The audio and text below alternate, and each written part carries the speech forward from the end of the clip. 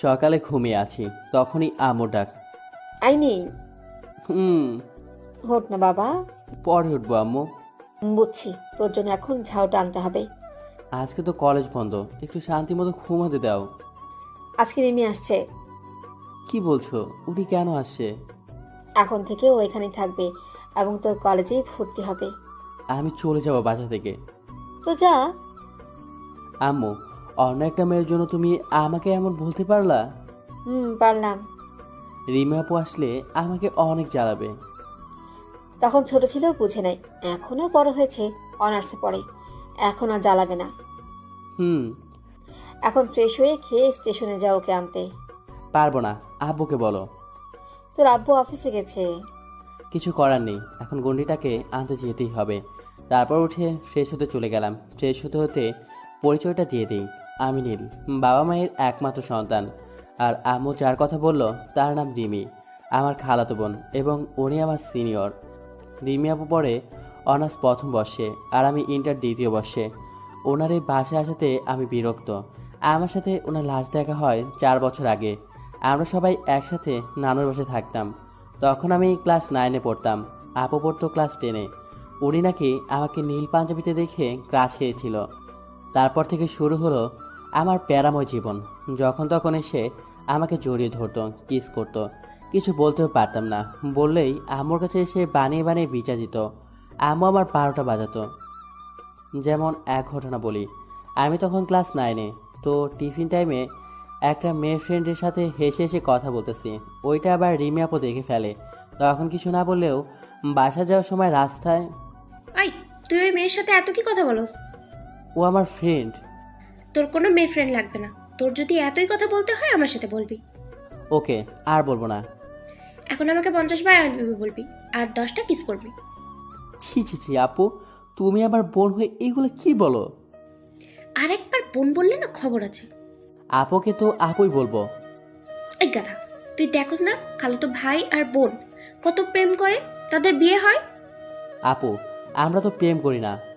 কে বলেছে করি না? করি তো। এখন বল আই লাভ ইউ বল আর কিস কর। পারবো না। পারবি না তো? দেখ, বাসায় গিয়ে বড় আম্মুকে আজ কি বলি আমি। রিমা আপু আমার আম্মুকে বড় আম্মু বলে। আপনার যা ইচ্ছা বলতে পারেন। এই কথা বলাতে আপু হন হন করে আমার আগে বাসায় চলে গেল। আমিও পেছনে পেছনে গেলাম। বড় আম্মু, ও বড় আম্মু। কি হয়েছে রে? বড় আম্মু, তোমার ছেলে না, কি করেছে বাছরটা? তোমার ছেলে না ক্লাস বাদ দিয়ে একটা মেয়ের সাথে আড্ডা দিচ্ছিল। আমি ক্লাস করতে বলছি বলে আমাকে অনেক বকেছে। আমি তো অবাক, কি ওভার অ্যাক্টিং। কি? ও ক্লাস বাদ দিয়ে মেয়েদের সাথে আড্ডা দেয়? না আম্মু, আপু মিথ্যা বলছে। মোটেও না। আমার মেয়ে মিথ্যা কথা বলতেই পারে না কখনো। তারপর আর কি, আম্মু সে কি রাগারাগি। এভাবে আমাকে অনেকভাবে ফাঁসিয়েছে। তারপর আপুর ব্যবসার জন্য আমরা ঢাকা চলে আসি। এই 4 বছরে আমি একবারও নানুর বাসায় যাইনি, এমনকি রিমি আপুর বাসায়ও যাইনি। আপনাদের কাহিনী শোনাতে শোনাতে আমার ফ্রেশ হওয়া শেষ। তারপর রেডি হয়ে চলে গেলাম নাস্তা করতে। নাস্তা করে বাইক নিয়ে চলে গেলাম স্টেশনে। স্টেশনে গিয়ে দেখি রিমি আপু একটা বেঞ্চে বসে আছে। তখন আপুকে ডাক দিলাম। আমি ডাকতেই আপু আমার দিকে তাকালো। আমাকে দেখে দৌড়ে এসে আমাকে জড়িয়ে ধরলো। আমি তো সেই লেভেলে লজ্জা পাচ্ছি, অনেক মানুষই তাকিয়ে আছে আমাদের দিকে। আপু কি করছো কি? সবাই দেখতেছে তো। দেখুক, আমার বরকে আমি ধরছি। আপু প্লিজ আরো, এখানে সবাই আমাকে চিনে, সব মানে 12টা বাজিও না। এই কথা বলাতে ছেড়ে দিল। কেমন আছিস পিচ্ছি? ভালো, তুমি কেমন আছো আপু? তখন এক ছোট ভাই আসলো, ওর নাম শান্ত। শান্ত এসে বলল, আরে নীল ভাইয়া যে, হুম। তা এইটা কে, ভাবি নাকি? একটা থাপ্পড় দিয়ে সব দাঁত ফেলে দিব বেয়াদব। হুম, আমি তোমার ভাব, তোমার নীল ভাইয়ার বউ। আমি আগেই জানতাম, কারণ ভাইয়া কোনো মেয়ের সাথে মিশে না। তো স্পেশাল কাউকে ছাড়া তো আর ফুচকা খেতে আসবে না। তুই সত্যি একটু বেশি বুঝোস। এইটা আমার খালাতো বোন রিমি আপু। আর আপু, এইটা আমার কলেজের ছোট ভাই শান্ত। দেখেছো কি ফাজিল হবু বউকে কেউ আপু বলে। আপু, ফাজলামি বাদ দাও তো। আচ্ছা শান্ত, তুই এখন যা, আমি তোর সাথে পরে কথা বলবো। ওকে ভাই, ট্রিট কিন্তু দিতে হবে। যা, দিব তো টিট। তারপর শান্ত চলে গেল। তখনই রিমি আপু বলল, আচ্ছা নীল, ফুচকুয়ালা মামা যে বললো এর আগে অনেক এসেছিস, এখন কম আসুস, তার মানে আগে গার্লফ্রেন্ড নিয়ে আসতি না? আরে না, মাঝে মাঝে ফ্রেন্ডদের সাথে আসতাম। ছেলে ফ্রেন্ড নাকি মেয়ে ফ্রেন্ড? ছেলে ফ্রেন্ড, আর আমার কোনো মেয়ে ফ্রেন্ড নেই। আর মাঝে মাঝে মেয়েদের সাথে আসলেও ওইগুলো বন্ধুর গার্লফ্রেন্ড। ও, কথা বলতে বলতে ফুচকা চলে আসলো। তারপর রিমি আপু 3 প্লেট ফুচকা খেলো। একটা জিনিস বুঝলাম না, মেয়েরা এত ফুচকা কেন পছন্দ করে? হয়তো ফুচকায় টক থাকে তো তার জন্য। তারপর বিল দিয়ে আমি আবার বাইক স্টার্ট করলাম। রিমি আপু আবার আগের মতোই জড়িয়ে ধরে বসে আছে। এবার কিছু বললাম না, কারণ আপু জড়িয়ে ধরলে আমার ভালোই লাগে। তারপর আপু বলল, আচ্ছা এখানে সবাই তোকে চেনে কি করে? আস্তে আস্তে সব বুঝতে পারবা। ওই, আবার বখাটে হয়ে যাসনি তো? এই কথা বলাতে শুধু আমি একটা মুচকি হাসি দিলাম। তারপর রাস্তায় আপু অনেক কথা বলল, আমি শুধু বললাম। তারপর বাসার সামনে চলে আসলাম। তারপর বললাম, আপু নামো, এসে পড়েছি, এটাই বাসা। অনেক সুন্দর তো। চলো ভিতরে যাই। তারপর গেটের ভিতরে ঢুকলাম। তারপর দরজার সামনে গিয়ে কলিং বেল দিলাম, সাথে সাথেই দরজা খুলে দিল। এমনিতে তো কলিং বেল দিতে দিতে হাত ব্যথা হয়ে যায়, তাও দরজা খোলার নামই থাকে না। আজকে একবার বাজাতেই সাথে সাথে দরজা খুলে দিল। রিমি আপু আসবে বলে আম্মু হয়তো আমাদের জন্য দরজার সামনে অপেক্ষা করে আসছিল। রিমি আপু ভিতরে ঢুকেই আম্মুকে পায়ে ধরে সালাম করলো। কেমন আছিস মা? ভালো আবার আম্মু, তুমি কেমন আছো? ভালো। কত বড় হয়ে গেছিস, আর দেখতেও তো আগের চাইতে অনেক মিষ্টি হয়েছিস। মিষ্টি না ছাই, আগে ভালো ছিল, এখন পেতিদের মতো দেখা যায়। দেখো বড় আম্মু, তোমার ছেলে আমাকে কি বললো? ওই বাদর, তুই চুপ করবি? নিজে তো দেখতে একদম নাইজেরিয়ার বাদরের মতো, আরেকজনকে পেতনি বলে। আম্মু তুমি আমাকে এটা বলতে পারলা? একটু কান্নার ভাব করে বললাম। ন্যাকামো বাদ দিয়ে, মেয়েটা অনেক দূর থেকে এসেছে, ওকে নিয়ে তোর পাশের রুমে যা, ফ্রেশ হয়ে একটু ঘুমিয়ে নি। বাড়িতে এতগুলো রুম থাকতে আমার পাশের রুমে কেন? যা বলছি তাই কর। যা মা, একটু বিশ্রাম কর। ওকে। আর বড় আব্বু কোথায়? তোর বড় আব্বু অফিসে। এখন আসো আপু। চলো। তারপর রিমি আপুকে নিয়ে আমার রুমের পাশে রুমে দিয়ে আসলাম। তারপর আপুকে বললাম, ওকে আপু ফ্রেশ হন, আমি এখন যাই। কোথায় যাবে এখন? একটু বাইরে যাব, বন্ধুদের সাথে আড্ডা দিতে। ওকে যা, আর তাড়াতাড়ি আসবি। ওকে, আপনি ফ্রেশ হন। তারপর আমি বাসা থেকে চলে আসলাম বাইরে। তারপর আমার প্রাণপ্রিয় বন্ধু জয়কে ফোন দিলাম, সাথে সাথেই ফোন রিসিভ করলো। হ্যাঁ মামা বল। ক্লাবে আস। ওকে। তারপর রাজুকে ফোন দিলাম, বল, কি বলবি? ক্লাবে আস। ওকে। আসলে আমাদের একটা ক্লাব আছে। ক্লাবের কাজ হলো গরিব অসহায় মানুষদের সাহায্য করা এবং বিপদে তার পাশে দাঁড়ানো। তারপর আমি বাইক নিয়ে ক্লাবে চলে গেলাম। ক্লাবের সামনে এসে বাইক রেখে ক্লাবের ভিতরে গেলাম। গিয়ে দেখি রাজু সহ আরও অনেকে এসেছে। তারপর আমি বললাম, জয় কোথায়? তখনই জয় আসলো। এই তো এসে গেছি। তাই এত জরুরি তলব কিসের জন্য? শোন, কালকে তোদের কাজ হবে কিছু গরিব অসহায়দের খাবার খাওয়ানো, আর এতিমখানায় কিছু খাবার পাঠাবি। ওকে, হয়ে যাবে। জয় আর রাজু আস, আর তোরা সবাই এইখানেই থাক। তারপর আমি জয় আর রাজু একটা কফি শপে ঢুকলাম। তারপর বললাম, পেয়ারায় পড়ে গেছি। কেন, কি হয়েছে? রিমিয়া পৌঁছেছে। যা কথা বলেছিলি প্যারা দে। এখন কি করব? কিছুদিনই তো ব্যাপার, সহ্য করে নিবি। শালা এখানেই থাকবে, এখানে থেকে স্টাডি করবে। তাহলে তোর কপাল পড়লো। তারপর ওদের সাথে আড্ডা দিতে দিতে দুপুর 2টা বেজে গেল। তখনই ফোনে একটা কল আসলো, রিসিভ করলাম না। তারপর একটা SMS আসলো, দেখি রিমি আপু SMS দিছে। 20 মিনিটের মধ্যে বাসায় না আসলে আজকে তোর খবর আছে। ওকে আপু, আসতেছি। তারপর জয় আর রাজুর কাছ থেকে বিদায় নিয়ে বাসায় চলে আসলাম। বাসায় এসে কলিং বেল দিলাম, সাথে সাথে আপু দরজা খুলে দিল। তারপর দরজা খুলে আপু চলে গেল, কোনো কথা বললো না। রাগ করেছে নাকি? রাগ করলে করুক, আমার কি। আমি আর কিছু বললাম না। আমি রুমে চলে গেলাম। রুমে গিয়ে শাওয়ার নিয়ে ওয়াশরুমে গেলাম। শাওয়ার নিয়ে রুমে আসলাম। রুমে এসে শুয়ে আছি, তখনই আম্মু আসলো। খেতে আস। কয়টা বাজে? যাও, আসছি। তারপর আমি আম্মুর পিছনে পিছনে নিচে গেলাম খাবার খেতে। খাবার টেবিলে গিয়ে দেখি আব্বু এসেছে। আমি বললাম, আব্বু কখন আসলা? আজকে রিমি আসছে, না এসে কি থাকতে পারি? রিমি আপু কোথায়? ডাক দিয়ে আসলাম, বাট আসতেছে না। তোর সাথে কি কিছু হয়েছে? না, আমি দেখতেছি কি হয়েছে। তারপর আমি রিমি আপুর রুমে গেলাম, দেখি আপু শুয়ে আছে। আমি গিয়ে ডাক দিলাম, আপু খাবা না? আমি খেলেই বা তোর কি, না খেলেই কি? অনেক কিছু। তুমি আমার আপু তো। না, আমি তোর আপু না। রাগ করেছো? জানি না। কি করলে রাগ ভাঙবে? আমাকে কখনো আপু বলতে পারবি না। এটা পসিবল না। কেন? দেখো আপু, তুমি আমার সিনিয়র। সবার সামনে তোমাকে আপু না বললে কেমন দেখা যায়? ওকে, সবার সামনে বলতে হবে না। যখন আমরা দুইজন থাকবো তখন বলবি শুধু। ওকে, এখন চলো, ক্ষুধা লেগেছে। চল। তারপর আমি আর রিমি আপু খাবার টেবিলে চলে আসলাম। খাবার টেবিলে আসার পর আম্মু বলল, আমি আর তোর বড় আব্বু হ্যাঁ তো ডাকলাম, তখন আসলি না। আর নীল একবার বললো তাতেই চলে আসলি, আসতে চাইনি, জোর করে আনছে। নাকি কাহিনী অন্য কিছু? আম্মু এত কথা বলো না তো, অনেক ক্ষুধা লেগেছে। তারপর খাওয়া শেষ করে আমি আমার রুমে চলে আসলাম। রুমে এসে শুয়ে পড়লাম। শুয়ে ঘুমিয়ে পড়লাম। বিকেলে আপু ডাকে আমার ঘুম ভাঙলো। এই নীল, ওটা কত ঘুমাবি? যাও তো আপু, এখন ডিস্টার্ব করো না। এই কুত্তা, আবার আপু বললি? এখন যাও, ঘুমাতে দাও। তারপর আপু আর কিছু বললো না, চলে গেল। আমিও ঘুমিয়ে পড়লাম। সন্ধ্যায় আমার ঘুম ভাঙলো। ঘুম থেকে উঠে মোটামুটি অন্ধকার হয়ে গেছে। তখনই আমার মনে পড়লো, রিমি আপু তো আমাকে বিকেলে ডেকে গেছে। কিছু বলে তো আবার রাগিয়ে দিইনি। ঘুমে থাকলে তো আমি কি থেকে কি বলি নিজেও জানি না। তারপর আমি রিমি আপুর রুমে গেলাম। রুমে গিয়ে দেখলাম রিমি আপু শুয়ে আছে শাড়ি পরে। শাড়ির আঁচল এলোমেলো হয়ে আছে, মনে হয় কান্না করেছে। তখন আমি ডাক দিলাম, রিমি। এখন আর আপু বললাম না। আপু কোনো উত্তর দিল না। আমাকে দেখে অন্যদিকে মুখ করে শুয়ে পড়লো। আমি আবার ডাক দিলাম, রিমি। কি হয়েছে কি? এই অবস্থা কেন তোমার? সেটা তুই জেনে কি করবি? তুই যা ঘুমা। বুঝলাম ঘুমের ঘরে কিছু শুনিয়েছি, তখন ঘুমিয়েছিলাম, সরি। যা তো এখান থেকে। সত্যি চলে যাব? জানি না। বুঝলাম অনেক অভিমান করেছে। তারপর বললাম, সরি, আর কখনো হবে না। তো আমি কি করব? আমি এবার আপুর মাথার কাছে গিয়ে বসে বললাম, কান্না করছো কেন? কুত্তা, জানিস আমি কত কষ্ট পেয়েছি?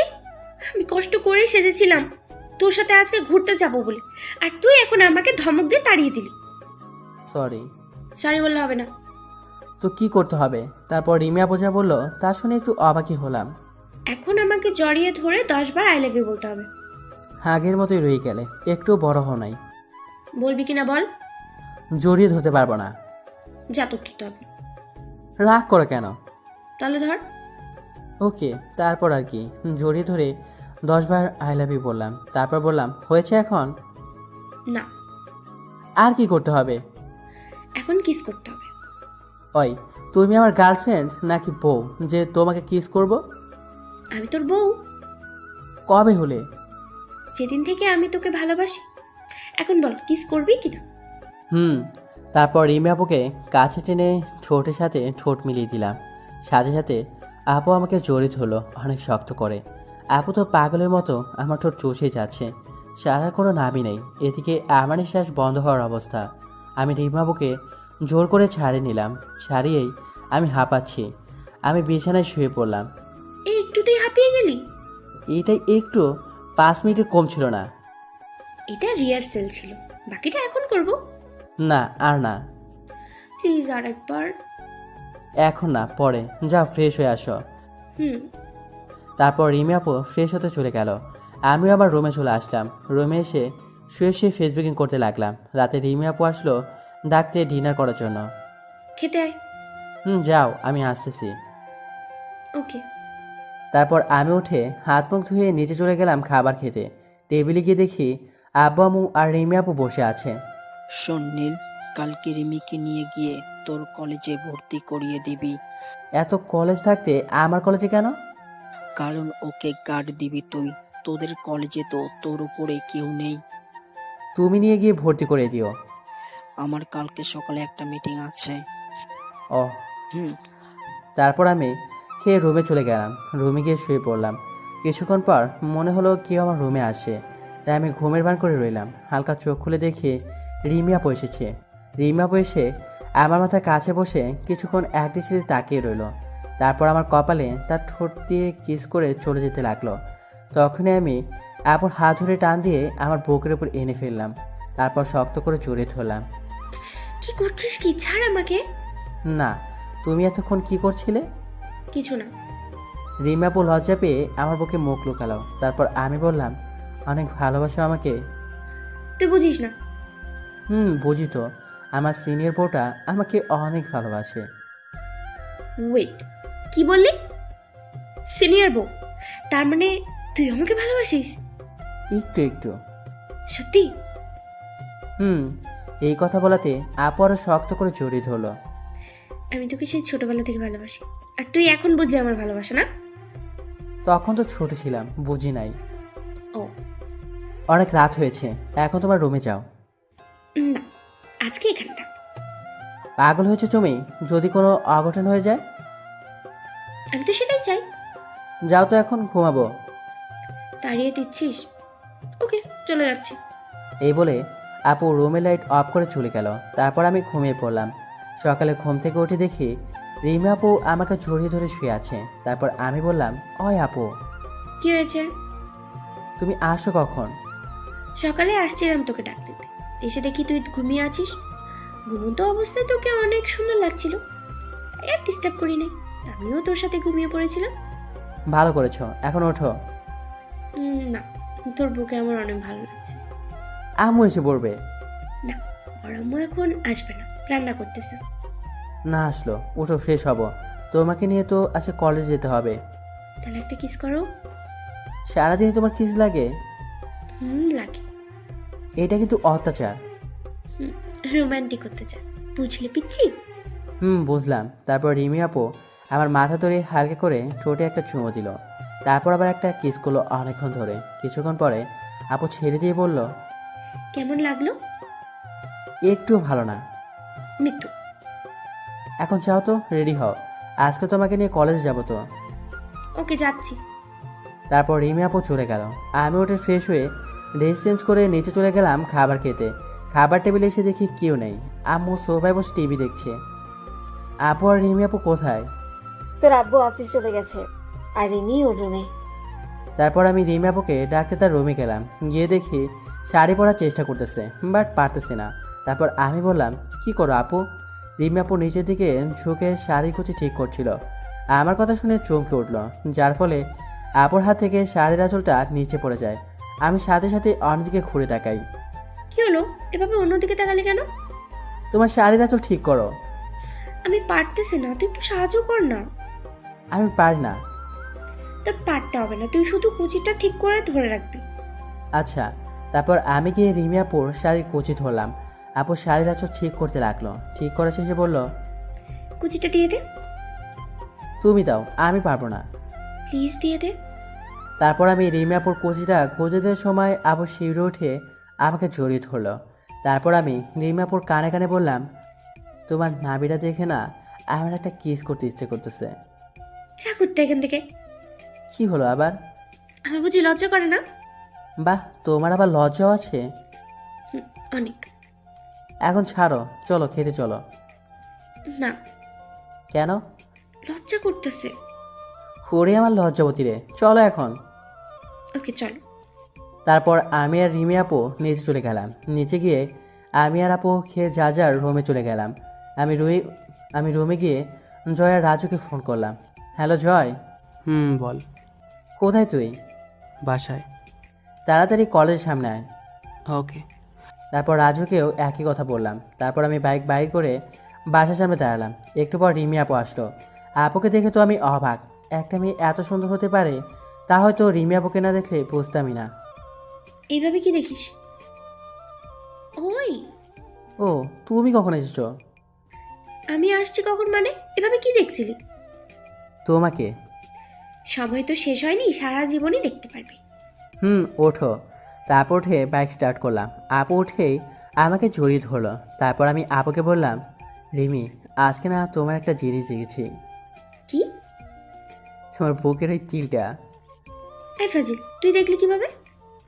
যখন তোমার শাড়ির আঁচল পড়ে গিয়েছিল তখন দেখেছি। আর একটাও কথা বলবি না, আমার কিন্তু অনেক লজ্জা করতেছে। ওকে। তারপর আমরা কলেজে চলে গেলাম। দেখি জয়া, রাজু আরও কিছু ফ্রেন্ড কলেজে গিয়ে বসে আছে। তারপর আমাকে দেখে ওরা এগিয়ে আসলো। এগিয়ে এসে জয় বলল, এটাই তো তাহলে আমাদের বাপই। ভাবি মানে? আর বাপ ধরতে হবে না, যেভাবে চিপকা চিপকি করে আসোস সবাই বুঝে যাবে তোমাদের রিলেশন আছে। রিমি, পরিচিত হও, আমার ফ্রেন্ড জয় আর রাজু। কেমন আছেন ভাইয়ারা? ভালো, আপনি? অনেক ভালো। দেখেন ভাবি, আপনি আমার বড়, তো আমাদের তুই করে নাম ধরে ডাকলে খুশি হব। ওকে। তোরা ক্যাম্পাসে ওয়েট কর, আমি প্রিন্সিপালের রুম থেকে আসতেছি। ওকে। এই নে বাইকে চাবি, পার করে রেখে দিস। তারপর আমি আর রিমি কলেজের ভিতরে ঢুকলাম। অনেক স্টুডেন্টের দৃষ্টি আমাদের দিকে, সবাই একভাবেই তাকিয়ে আছে।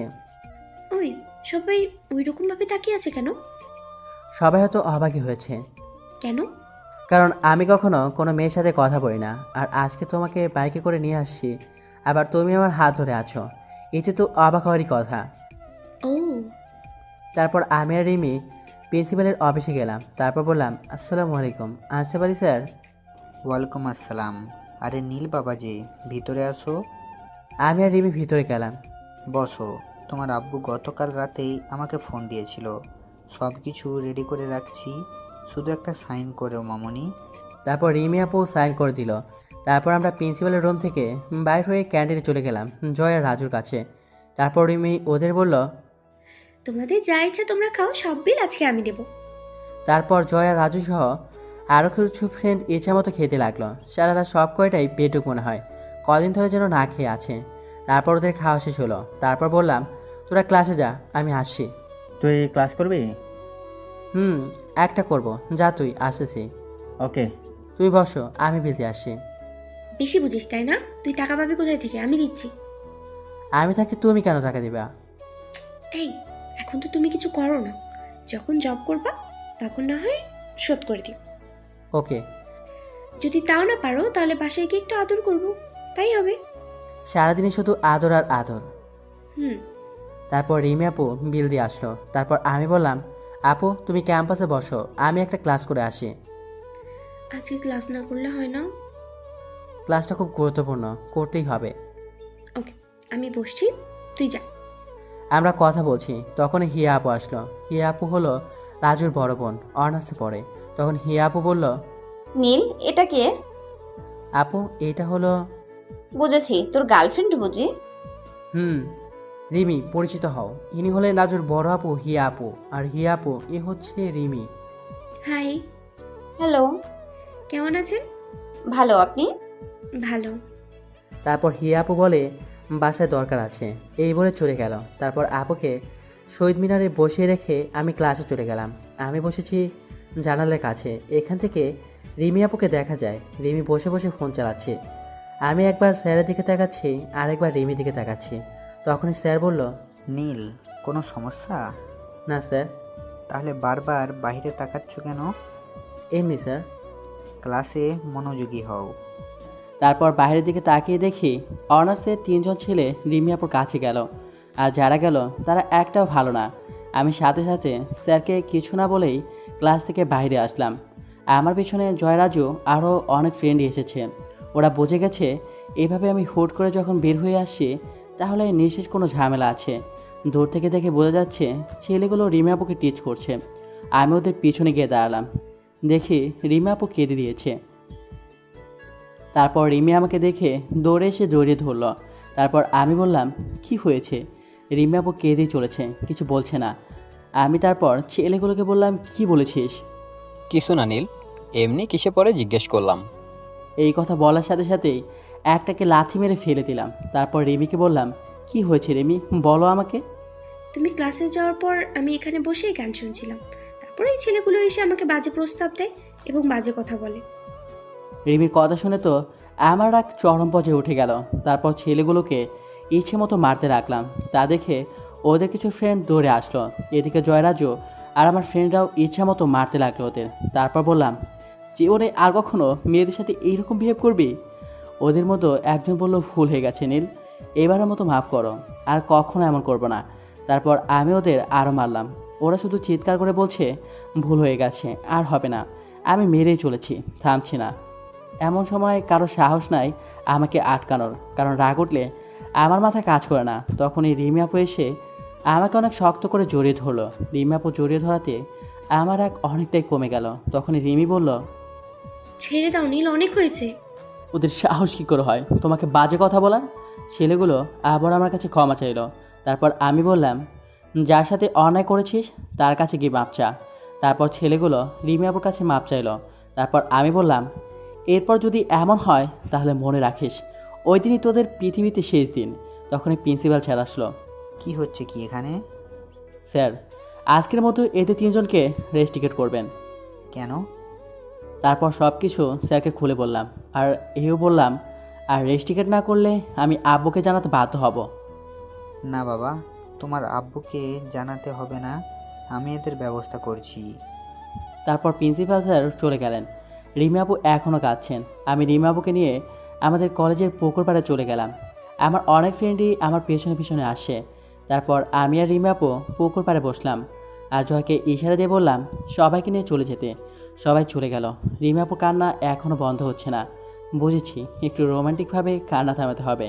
তারপর আমি রিমি আপুকে ধরে আমার দিকে ঘুরিয়ে তার চোখের পানি মুছে দিলাম আর তার দু চোখে দুটো কিস করলাম। তারপর রিমি আপুর ঠোঁটের সাথে আমার ঠোঁট মিলিয়ে দিলাম। রিমি আপু আমার ঠোঁটগুলো পাগলের মতো চুষতে লাগলো, আবার মাঝে মাঝে কামড়ও দিচ্ছে। এভাবে 6-7 মিনিট যাওয়ার পর আমি রিমি আপুকে ছেড়ে দিলাম। রিমি আপুর সাথে সাথে আমার বুকে মুখ গেল। তারপর আমি বললাম, দেখি একটু আমার দিকে তাকাও তো। না, লজ্জা করতেছে। একটু তাকাও না।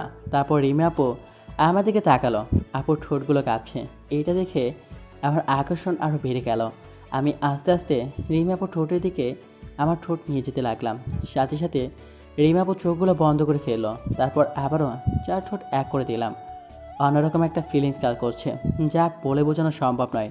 অনেকক্ষণ এইভাবে চলার পর আমি রিমি আপুকে ছেড়ে দিলাম। তারপর আমি বললাম, এখন লজ্জা কেটেছে? তুমি কিন্তু দিন দিন অনেক পেকে যাচ্ছ। একটু। তুই ছেলেগুলোকে ওভাবে মারলি কেন? আমার জানকে কেউ বাজে কথা বলবে, আমি কি ওটা দাঁড়িয়ে দাঁড়িয়ে দেখবো নাকি? তাই বুঝি? হুম। ওই ছেলেগুলোকে দেখে মনে হলো তোর সিনিয়র। হুম। পরে যদি ওরা তোর কোনো ক্ষতি করে? এতদিনে হয়তো বুঝে গেছো এই এলাকায় আমার অন্যরকম একটা নাম ডাক আছে। বুঝেছি, আমার পিচ্চি বরটা অনেক বড় হয়ে গেছে। চলো এখন বাসা চলে যাই, বিকেল আজকে ঘুরতে যাব। সত্যি? এই কথা বলাতেই জড়িয়ে ধরে আরেকটা দিয়ে দিল। তারপর আমি আর রিমি আপু বাইক দিয়ে বাসা চলে আসলাম। বাসায় এসে যে যার রুমে চলে গেলাম। আমি রুমে গিয়ে শাওয়ার নিয়ে এসে একটু গেম খেলছিলাম। তখনই রিমি আপু আসলো খাওয়ার জন্য ডাকতে। তারপর খাওয়া দাওয়া করে আমি আপুকে বললাম রেডি হতে, কারণ মেয়েদের রেডি হতে অনেক দেরি হয়। তারপর আমি আমার রুমে এসে শুয়ে পড়লাম। কখন যে ঘুমিয়ে পড়েছি নিজেই জানি না। বিকেলে রিমি আপু ডাকে আমার ঘুম ভাগলো। নীলোট। তারপর উঠে রিমিকে দেখলাম নতুন সাজে, নীল শাড়ি, নীল চুড়ি, নীল টিপ, চোখে গাঢ় কাজল, ঠিক যেন আসমান থেকে নেমে আসা একজন পরী দাঁড়িয়ে আছে। রিমি আপুর ডাকে আমার ধ্যান কাটল। কি দেখছিস এমন করে?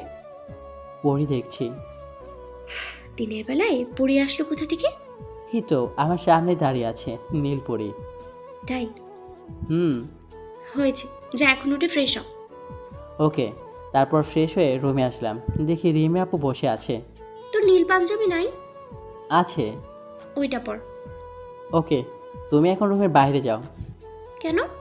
চেঞ্জ করব। আমার সামনে কর, প্রবলেম কি? যাও তো। যাচ্ছি। তারপর আমি ড্রেস চেঞ্জ করে নিলাম, নীল পাঞ্জাবি পরলাম। একটু পর রুম থেকে বাইর হয়ে রিমি আপু রুমে গেলাম। দেখি রিমি আপু আয়নার সামনে দাঁড়িয়ে ঠোঁটে লিপস্টিক দিচ্ছে। তারপর আমি বললাম, লিপস্টিক দিতে হবে না। কেন? এটা আমার পছন্দ না। তাহলে এদিকে আয়। তারপর রিমি আপুর কাছে গেলাম। আপু আমার পায়ের উপরে পা দিয়ে তার 2 হাত দিয়ে আমার চোখটা বন্ধ করে ঠোঁটের সাথে ঠোঁট মিলিয়ে দিল। অনেকক্ষণ এভাবে থাকার পর আমাকে ছেড়ে দিল। দুজনই হাঁপাচ্ছি। তারপর আমি বললাম, এইটা কি ছিল? তোর তো লিপস্টিক পছন্দ না? তার জন্য মুছে ফেললাম। এইভাবে মুছতে হয়? টিস্যু দিয়ে তো মুছে যেত। না, যেত না। এখনো তো তোমার ঠোঁটে আছে, তাহলে আসো ভালো করে মুছে দেই। তারপর আর কি ভালো করে এই লিপস্টিকটা পরিষ্কার করে দিলাম। এরপর বললাম, এখন চলো। ওকে। তারপর আমি আর রিমি আপু রুম থেকে বাইর হয়ে আম্মুর কাছে গেলাম। আম্মুকে বললাম, আম্মু আমরা একটু ঘুরতে যাচ্ছি। বাহ, তোদের দুজনকে তো বেশ মানিয়েছে। মানে? আমি সব জানি, লুকিয়ে লাভ নেই। তুমিও না আম্মু? আমি গেলাম। আপু আসো, তারপর আমি তাড়াতাড়ি বাসা থেকে বাইর হয়ে আসলাম। বাইরে এসে আপুর জন্য অপেক্ষা করতে লাগলাম। একটু পরেই রিমি আপু আসলো। তারপর আমি বললাম, আম্মুকে এগুলা কে বলেছে? আমি। আম্মুকে না জানালে হতো না?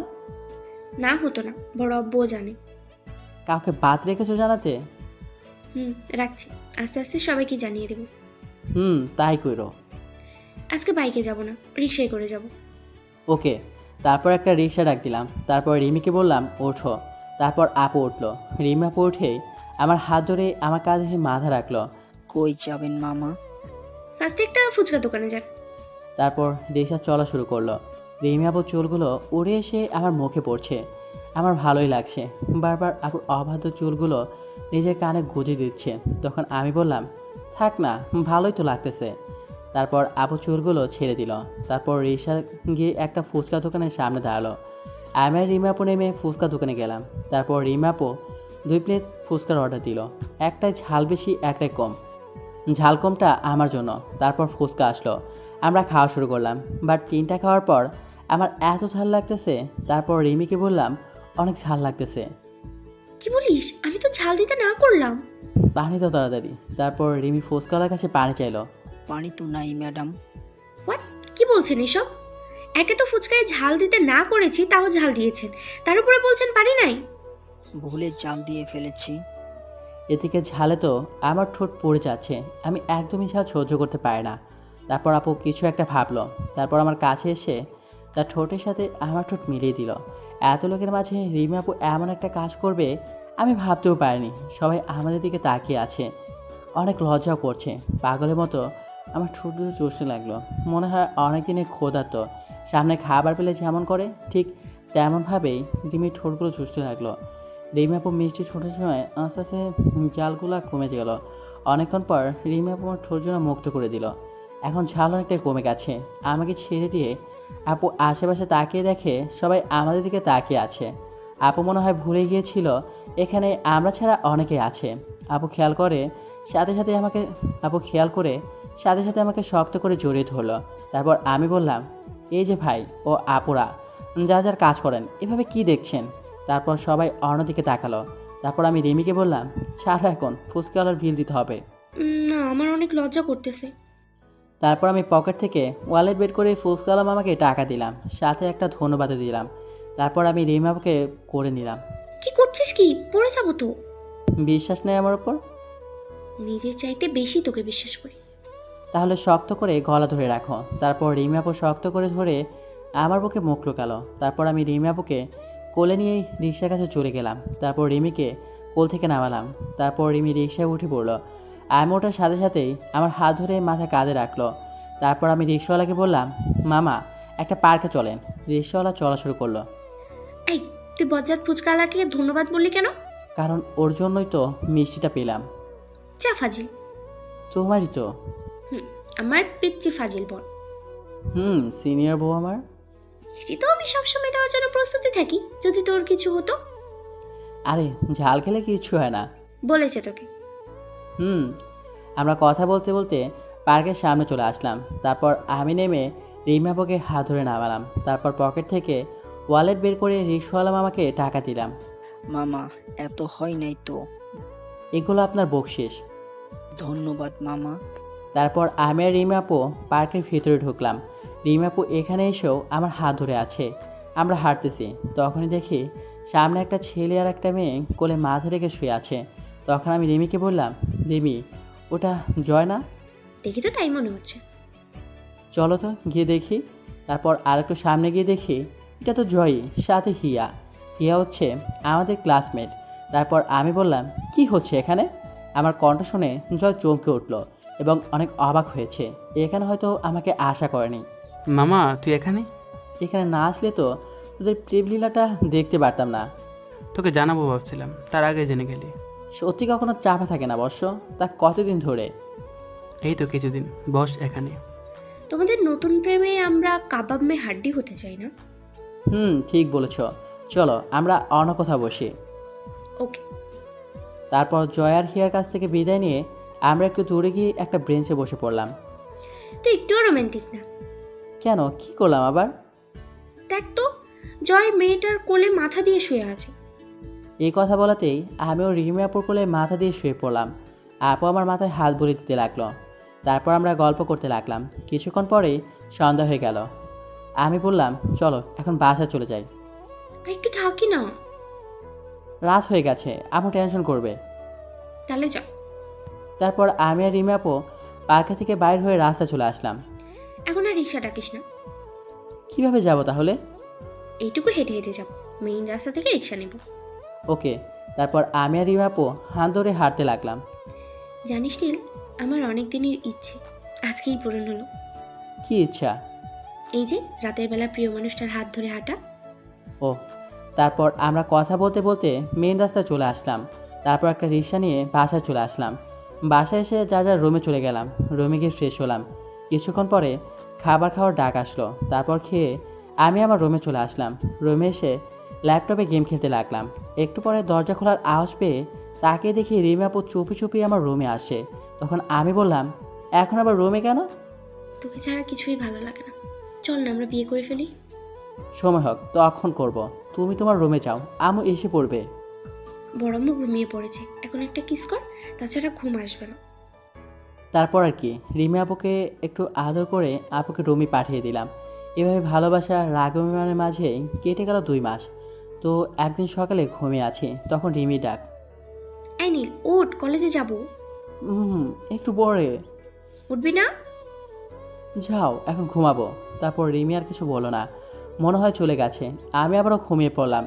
একটু পরে মনে হয় আমার নিঃশ্বাস বন্ধ হয়ে আসে। চোখ খুলে দেখি রিমি আপু আমার নাক ধরে আছে। আমি বললাম, কি হয়েছে? ওঠ, কলেজে যাব। তারপর আমি উঠে ফ্রেশ হয়ে রিমি আপুকে নিয়ে কলেজে চলে গেলাম। রিমি আপু একটা গুরুত্বপূর্ণ ক্লাস আছে, তাই রিমি আপু ক্লাসে চলে গেল। আমি আর কি করব, তাই লাইব্রেরিতে যেতে লাগলাম। ঠিক তখনই হাত টান দিয়ে কে জানি আমাকে ক্লাসে নিয়ে গেল। ক্লাসে গিয়ে দেখি একটা মেয়ে। মেয়েটা মনে হয় নতুন, আগে কখনো দেখিনি। তখন আমি বললাম, এভাবে হাত ধরে ক্লাসে নিয়ে আসলেন কেন? মানে? তারপর মেয়েটি দরজা লাগিয়ে দিল। তারপর তার হাতে থেকে কাপড় কিছু অংশ ছিঁড়ে ফেললো। আমি শুধু অবাক হয়ে দেখতেছি। তারপর মেয়েটি চিল্লানি শুরু করলো, হেল্প, বাঁচাও আমাকে। মেয়েটির চিল্লানি শুনে অনেকে ক্লাসের দরজা ধাক্কাচ্ছে। তারপর মেয়েটি দৌড়ে গিয়ে রুমের দরজা খুলে ওই দিন যাকে মেরেছিলাম ওই ছেলেটাকে জড়িয়ে ধরলো। এখানে অনেক শিক্ষকও এসেছে। তখন আমি বললাম, বিশ্বাস করেন আমি কিছু করিনি। তারপর মেয়েটি ভাই এসে আমাকে একটা থাপ্পড় মারলো। তারপর ধাক্কা দিয়ে ক্লাসরুমের বাইরে পাঠিয়ে দিল। সবাই শুধু বলছে, এরকম ছেলের কোনো ক্ষমা নেই, একে উচিত শিক্ষা দেওয়া দরকার। অনেক শিক্ষকরা বলছে, প্রিন্সিপাল স্যার আপনি বিশ্বাস করেন আমি এরকম একটা কাজ করতে পারি? নিজের চোখে যা দেখলাম তাতে বিশ্বাস না করে পারছি না। তোমাকে দিয়ে এটা আশা করিনি। তারপর আমি জয়ের রাজুর কাছে গিয়ে বললাম, দোস্ত তোরা কি এটা বিশ্বাস করিস? না, এটা আমরা নিজের চোখে দেখলেও বিশ্বাস করতাম না। তারপর রিমি আপু আসলো। রিমি আপু এসে সব কাহিনী শুনলো। আমি রিমিকে বললাম, তুমিও কি বিশ্বাস করো এমন আমি এমন একটা কাজ করতে পারি? তারপর রিমি আপু আমাকে একটা থাপ্পড় মারলো। তখন আমি সাইডে দেয়ালের দিকে তাকিয়ে দেখি একটা সিসিটিভি ক্যামেরা লাগানো। তারপর রিমি আপু বলতে লাগলো, তোকে অন্ধের মতো ভালোবাসতাম, আর তুই কিনা আমার ভালোবাসা নিয়ে খেলা করলি। কি দেইনি তোকে? তোর এইসব লাগবে? তুই তুই একবার আমাকে বলতে আমার সব দিয়ে দিতাম তোকে। আমাকে ফাঁসানো হয়েছে। চুপ! তুই তুই আর একটা কথা বলবি না, লম্পট চরিত্রহীন ছেলে যে আমি আমি ভালোবাসি ভাবতেও ঘৃণা করতেছে। আমার কথাটা তো শোনো। তাহলে তোর বাবা মাই তোকে সুশিক্ষিত করতে পারেনি। বাবা আমার কথা বলাতে কেন জানি আর চুপ থাকতে পারলাম না। তখন রিমিকে বললাম, শাট আপ মিস রিমি, অনেক বলেছেন, আমাকে নিয়ে বলতেন, কিছুই বলতাম না। বাট বাবা মাকে নিয়ে বলে কাজটা ঠিক করলেন না। তারপর আমি প্রিন্সিপাল স্যারকে বললাম, স্যার আপনাদের কাছে কোনো প্রমাণ আছে যে আমি এই কাজটা করেছি? নিজের চোখে দেখার পর আমি কোনো প্রমাণের প্রয়োজন মনে করি না। আর আমি প্রমাণ দিতে পারবো আমি এই কাজটি করিনি। কিভাবে? সাইডে দেখেন। তারপর সবাই দেয়ালের দিকে তাকিয়ে দেখলো ক্যামেরা লাগানো আছে। তখন ওই মেয়েটার মুখটা একদম কালো হয়ে গেল। আমি স্যারকে বললাম, সিসিটিভি ক্যামেরা ফুটেজ কোথায়? হল রুমে। তাহলে হল রুমে চলেন। তারপর হলরুমে শুধু ওই মেয়েটি, ওর ভাই, আমি, সকল স্যার আর রিমি গেলাম। তারপর ফুটেজ চালু করলাম যাতে স্পষ্ট দেখা যাচ্ছে মেয়েটি আমার হাত ধরে টেনে নিয়ে ক্লাসে নিয়ে গেল। তারপর নিজের কাপড় ছিল, তারপর চিল্লাতে শুরু করলো। তখন আমি বললাম, বিশ্বাস হয়েছে তো স্যার? সরি। মাঝে মাঝে চোখের দেখাও ভুল হয়। আর আপনাকে বলেছিলাম এই ছেলেটাকে সাসপেন্ড করতে, বাট করেন নাই। আপনিও তৈরি থাকেন স্যার। তারপর আমি ওই মেয়েটির কাছে গিয়ে বললাম, মেয়েদের কাছে তার সবচেয়ে দামি জিনিস কি জানো? তার ইজ্জত। তাই নেক্সট টাইম এরকম করার আগে ভেবে দেখবা। আমি ছেড়ে দিলাম, সবাই কিন্তু আর ছেড়ে দিবে না। এই বলে আমি রুম থেকে বের হয়ে গেলাম। আমার পেছনে পেছনে রিমিও আসতে লাগলো। প্লিজ নীল দাঁড়া, আমার কথাটা শোন। আমি কোনো কথা না বলেই হাঁটতে লাগলাম। রিমি দৌড়ে এসে আমার সামনে দাঁড়ালো। প্লিজ, ভুল হয়ে গেছে। আমি কিছু না বলে পাশ কাটিয়ে বাইক নিয়ে চলে গেলাম। সত্যি আজকে রিমির কথাগুলো শুনে তীরের মতো লেগেছে। এগুলো ভাবছি আর বাইকের স্পিড বাড়াচ্ছি। হঠাৎ করেই আমার সামনে দেখি একটা কার এসে পড়েছে। আমি গাড়ি সাইড করতে গিয়ে রাস্তার ল্যাম্পপোস্টের সাথে বাড়ি খেলাম। আস্তে আস্তে আমার চোখ ঝাপসা হয়ে আসছে। কিছু মানুষ দৌড়িয়ে আমার দিকে আসছে, কিছু মানুষ দৌড়িয়ে আমার দিকে আসে। তারপর আমার আর কিছু মনে নাই। যখন আমার জ্ঞান ফিরল তখন আমি হাসপাতালে। আমার সামনে একটা চেয়ারে আম্মু বসে আছে, মনে হয় ঘুমিয়ে পড়েছে। আর রিমি আপু আমার হাতের উপরে মাথা দিয়ে শুয়ে আছে। আমি আম্মুকে ডাক দিলাম। আম্মু আমার ডাক শুনে তাকালো। আম্মু এসেই আমাকে জড়িয়ে ধরলো। তোর জ্ঞান ফিরেছে বাবা? হুম। জানিস কত টেনশনে ছিলাম? কিছু হয়নি তো আমার। জানিস তুই 3 দিন অজ্ঞান ছিলি। তারপর রিমি আম্মুকে বলল, বড় আম্মু তুমি একটু বাইরে যাও। তারপর আম্মু চলে গেল। রিমি আপু আমার মাথার কাছে এসে বসলো। রিমির চোখে নিচে কালো দাগ পড়ে গেছে, মনে হয় ঠিক মতো ঘুমায়নি। প্লিজ মাফ করে দে, কি আপনি? আর কখনো অবিশ্বাস করবো না। আম্মু জোরে চিল্লিয়ে বললাম। আমার ডাক শুনে আম্মু আসলো। আমি বললাম, আব্বু কোথায়? একটু আগে অফিসে গেল। এখানে আর কতদিন থাকতে হবে? ডাক্তারের সাথে তোর আব্বু কথা বলছে, আজকে রিলিজ করে দিবে। ওহ। তারপর আমি বাসায় চলে আসলাম। পায়ে অনেক ব্যথা পেয়েছি, হাঁটতে সমস্যা হচ্ছে। তারপর রিমি আপু ধরতে আসলো। তখন আমি বললাম, প্লিজ এই চরিত্রহীন ছেলেটাকে টাচ করার কোনো দরকার নেই। ওই কথা নিয়ে এখনো পড়ে আছিস? প্লিজ আপনি যান এখান থেকে। তারপর রিমি আপু কান্না করতে করতে বাসার ভিতরে চলে গেল। তারপর আম্মু আমাকে ধরে রুমে নিয়ে গিয়ে শুয়ে দিল। দেখ তোদের কি হয়েছে আমি জানি না, বাট মেয়েটা তোকে অনেক ভালোবাসে, ওরে আর কষ্ট দিস না। এইসব কথা এখন না বলি। তারপর আম্মু রুমে চলে গেল। এইভাবে চলে গেল 15 দিন। এই কদিনে রিমি আপুকে অনেক ইগনোর করেছি এবং অনেক কষ্টও দিয়েছি। কখনো আমার কাছে আসে দিনে। এখন আমি অনেকটাই সুস্থ, তাই ভাবলাম আজকে কলেজে যাব। তারপর আমি রেডি হয়ে কলেজের জন্য বের হচ্ছি। তখনই রিমি আপু আসলো। কই যাচ্ছিস? কলেজে। একটু ওয়েট কর, আমিও যাবো। সরি, একটু কাজ আছে, তাড়াতাড়ি যেতে হবে। তারপর আমি কলেজে চলে আসলাম। আর জয় আর রাজু এখনও আসে নাই। আমি কলেজে এসে মাঠে বসে ফোন টিপতে লাগলাম। তখন একটা মেয়ে এসে আমার পাশে বসলো। মেয়েটা হয়তো নতুন, আগে কখনো দেখিনি। এই যে মিস্টার, আমাকে বলছেন? আপনাকে ছাড়া তো কাউকে দেখি না। বলেন। আপনার নাম? নীল। আপনার? মাহিয়া। ওহ। আমরা কি ফ্রেন্ড হতে পারি? Okay friends. এটা বলেই মেয়েটা হাতটা বাড়িয়ে দিল। তারপর আমি মেয়েটার হাতে হ্যান্ডশেক করলাম। তখনই রিমি আপু আসলো। বাহ, এটাই তো দরকারি কাজ। না, আমি না হয় একটা ভুল করেই ফেলেছি, তাই বলে এভাবে কষ্ট দিবি? আর মেয়েটাকে? গার্লফ্রেন্ড। সত্যি? তারপর রিমি আপু আর কিছু না বলে চলে গেল। বুঝলাম না এই কথা শোনার পরেও রিমি আপু এভাবে চুপ করে থাকলো কি করে। এটা কে? আর ওনাকে গার্লফ্রেন্ড বললেন কেন? তারপর মেয়েটাকে সবকিছু খুলে বললাম। সবকিছু শুনে মেয়েটা বলল, আপুটা আপনাকে অনেক ভালোবাসে, আর কষ্ট দিয়েন না। আর ভালোবাসা মানুষকে ওই অবস্থায় দেখলে যে কেউ মাথা নষ্ট হয়ে যাবে। তারপর আমি ক্লাসে চলে গেলাম। ক্লাসে 2টা ক্লাস করে চলে আসলাম ক্যাম্পাসে। তখন ফোনে একটা কল আসলো। দেখি আম্মু ফোন দিয়েছে। ফোন ধরে, হ্যাঁ আম্মু বলো। রিমি সুইসাইড করার চেষ্টা করেছিল, ও এখন হাসপাতালে। কি বলছো এসব? হুম। তারপর আমি আম্মুর কাছ থেকে ঠিকানা নিয়ে হাসপাতালে চলে আসলাম। হাসপাতালে গিয়ে দেখি রিমি আপু শুয়ে আছে। রিমি আপুর হাতে ব্যান্ডেজ। রিমি আপুর আব্বু আম্মুও এসেছে। তাদের সাথে কৌশল বিনিময় করলাম। তারপর আম্মু, আব্বু, বড় আম্মু আর বড় আব্বু রুমের বাইরে চলে গেল। আমি গিয়ে রিমি আপুর পাশে বসলাম। এমন করার মানে কি? হাত কেটেছো কেন? তোর জানার কোনো দরকার নেই। তাই বলে হাত কাটবা? যদি তোমার কিছু হয়ে যেত? ওই মেয়েটাকে জাস্ট ফ্রেন্ড, আজকেই পরিচয়। তাহলে ওই সময় বললি কেন গার্লফ্রেন্ড? এমনি। এখানে আসছিস কেন? যা এখান থেকে, তোর সাথে আবার কোনো কথা নাই। সরি তো। এতদিন খুব কষ্ট দিছিস, এখন অনেকক্ষণ আদর কর। ওকে। তারপর রিমি আপুকে অনেকক্ষণ কিস করলাম। যা তো, আব্বু আর বড় আব্বুকে ডাক দে। তারপর সবাই রুমে আসলো। বড় আব্বু, আমি আজকেই বিয়ে করব। আগে তুই সুস্থ হ মা। না, আজকেই এখানে। ওকে মা, তাই হবে। তাই বলে হাসপাতালে বিয়ে? তারপর আর কি, কাজে ডেকে এনে আমাদের হাসপাতালে বিয়ে হয়ে গেল। এইটা হয়তো ইতিহাসে লেখা থাকবে যে হাসপাতালে বিয়ে হয়েছে। দোয়া করবেন সবাই, নীল আর রিমির ভালোবাসা যেন সারা জীবন এরকমই থাকে।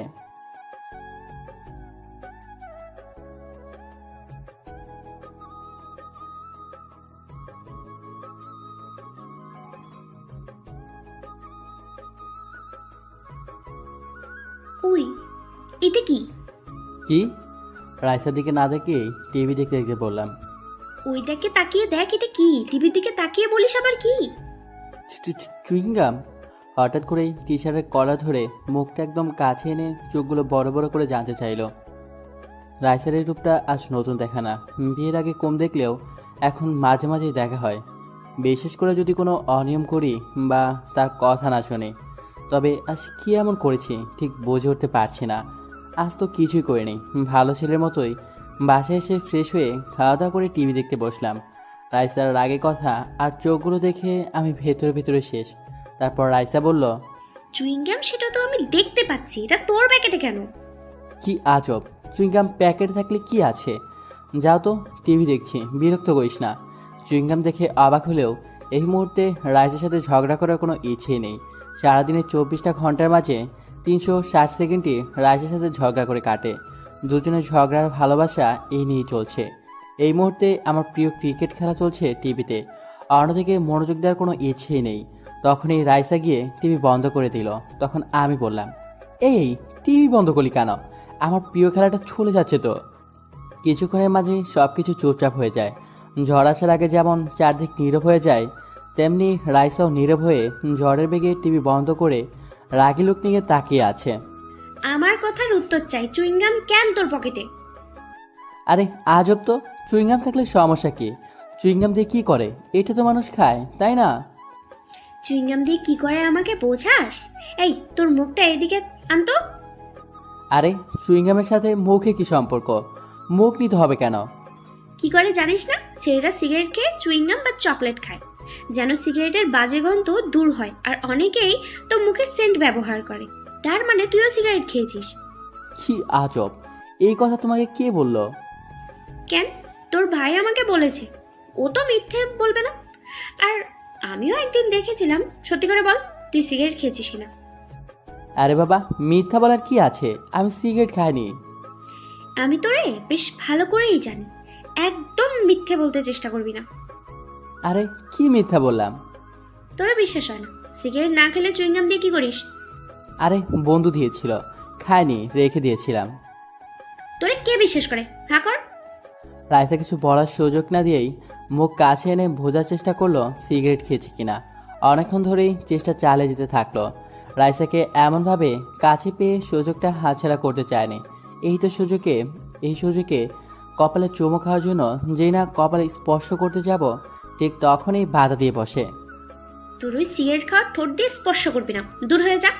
আজকে আমার সাথে তোর কোনো জায়গা নেই, রুম থেকে বেরো। আরে কি করিস? আমি তো সিগারেট খাইনি, বিশ্বাস কর। তোর খবরদার আমার কসম দিবি না।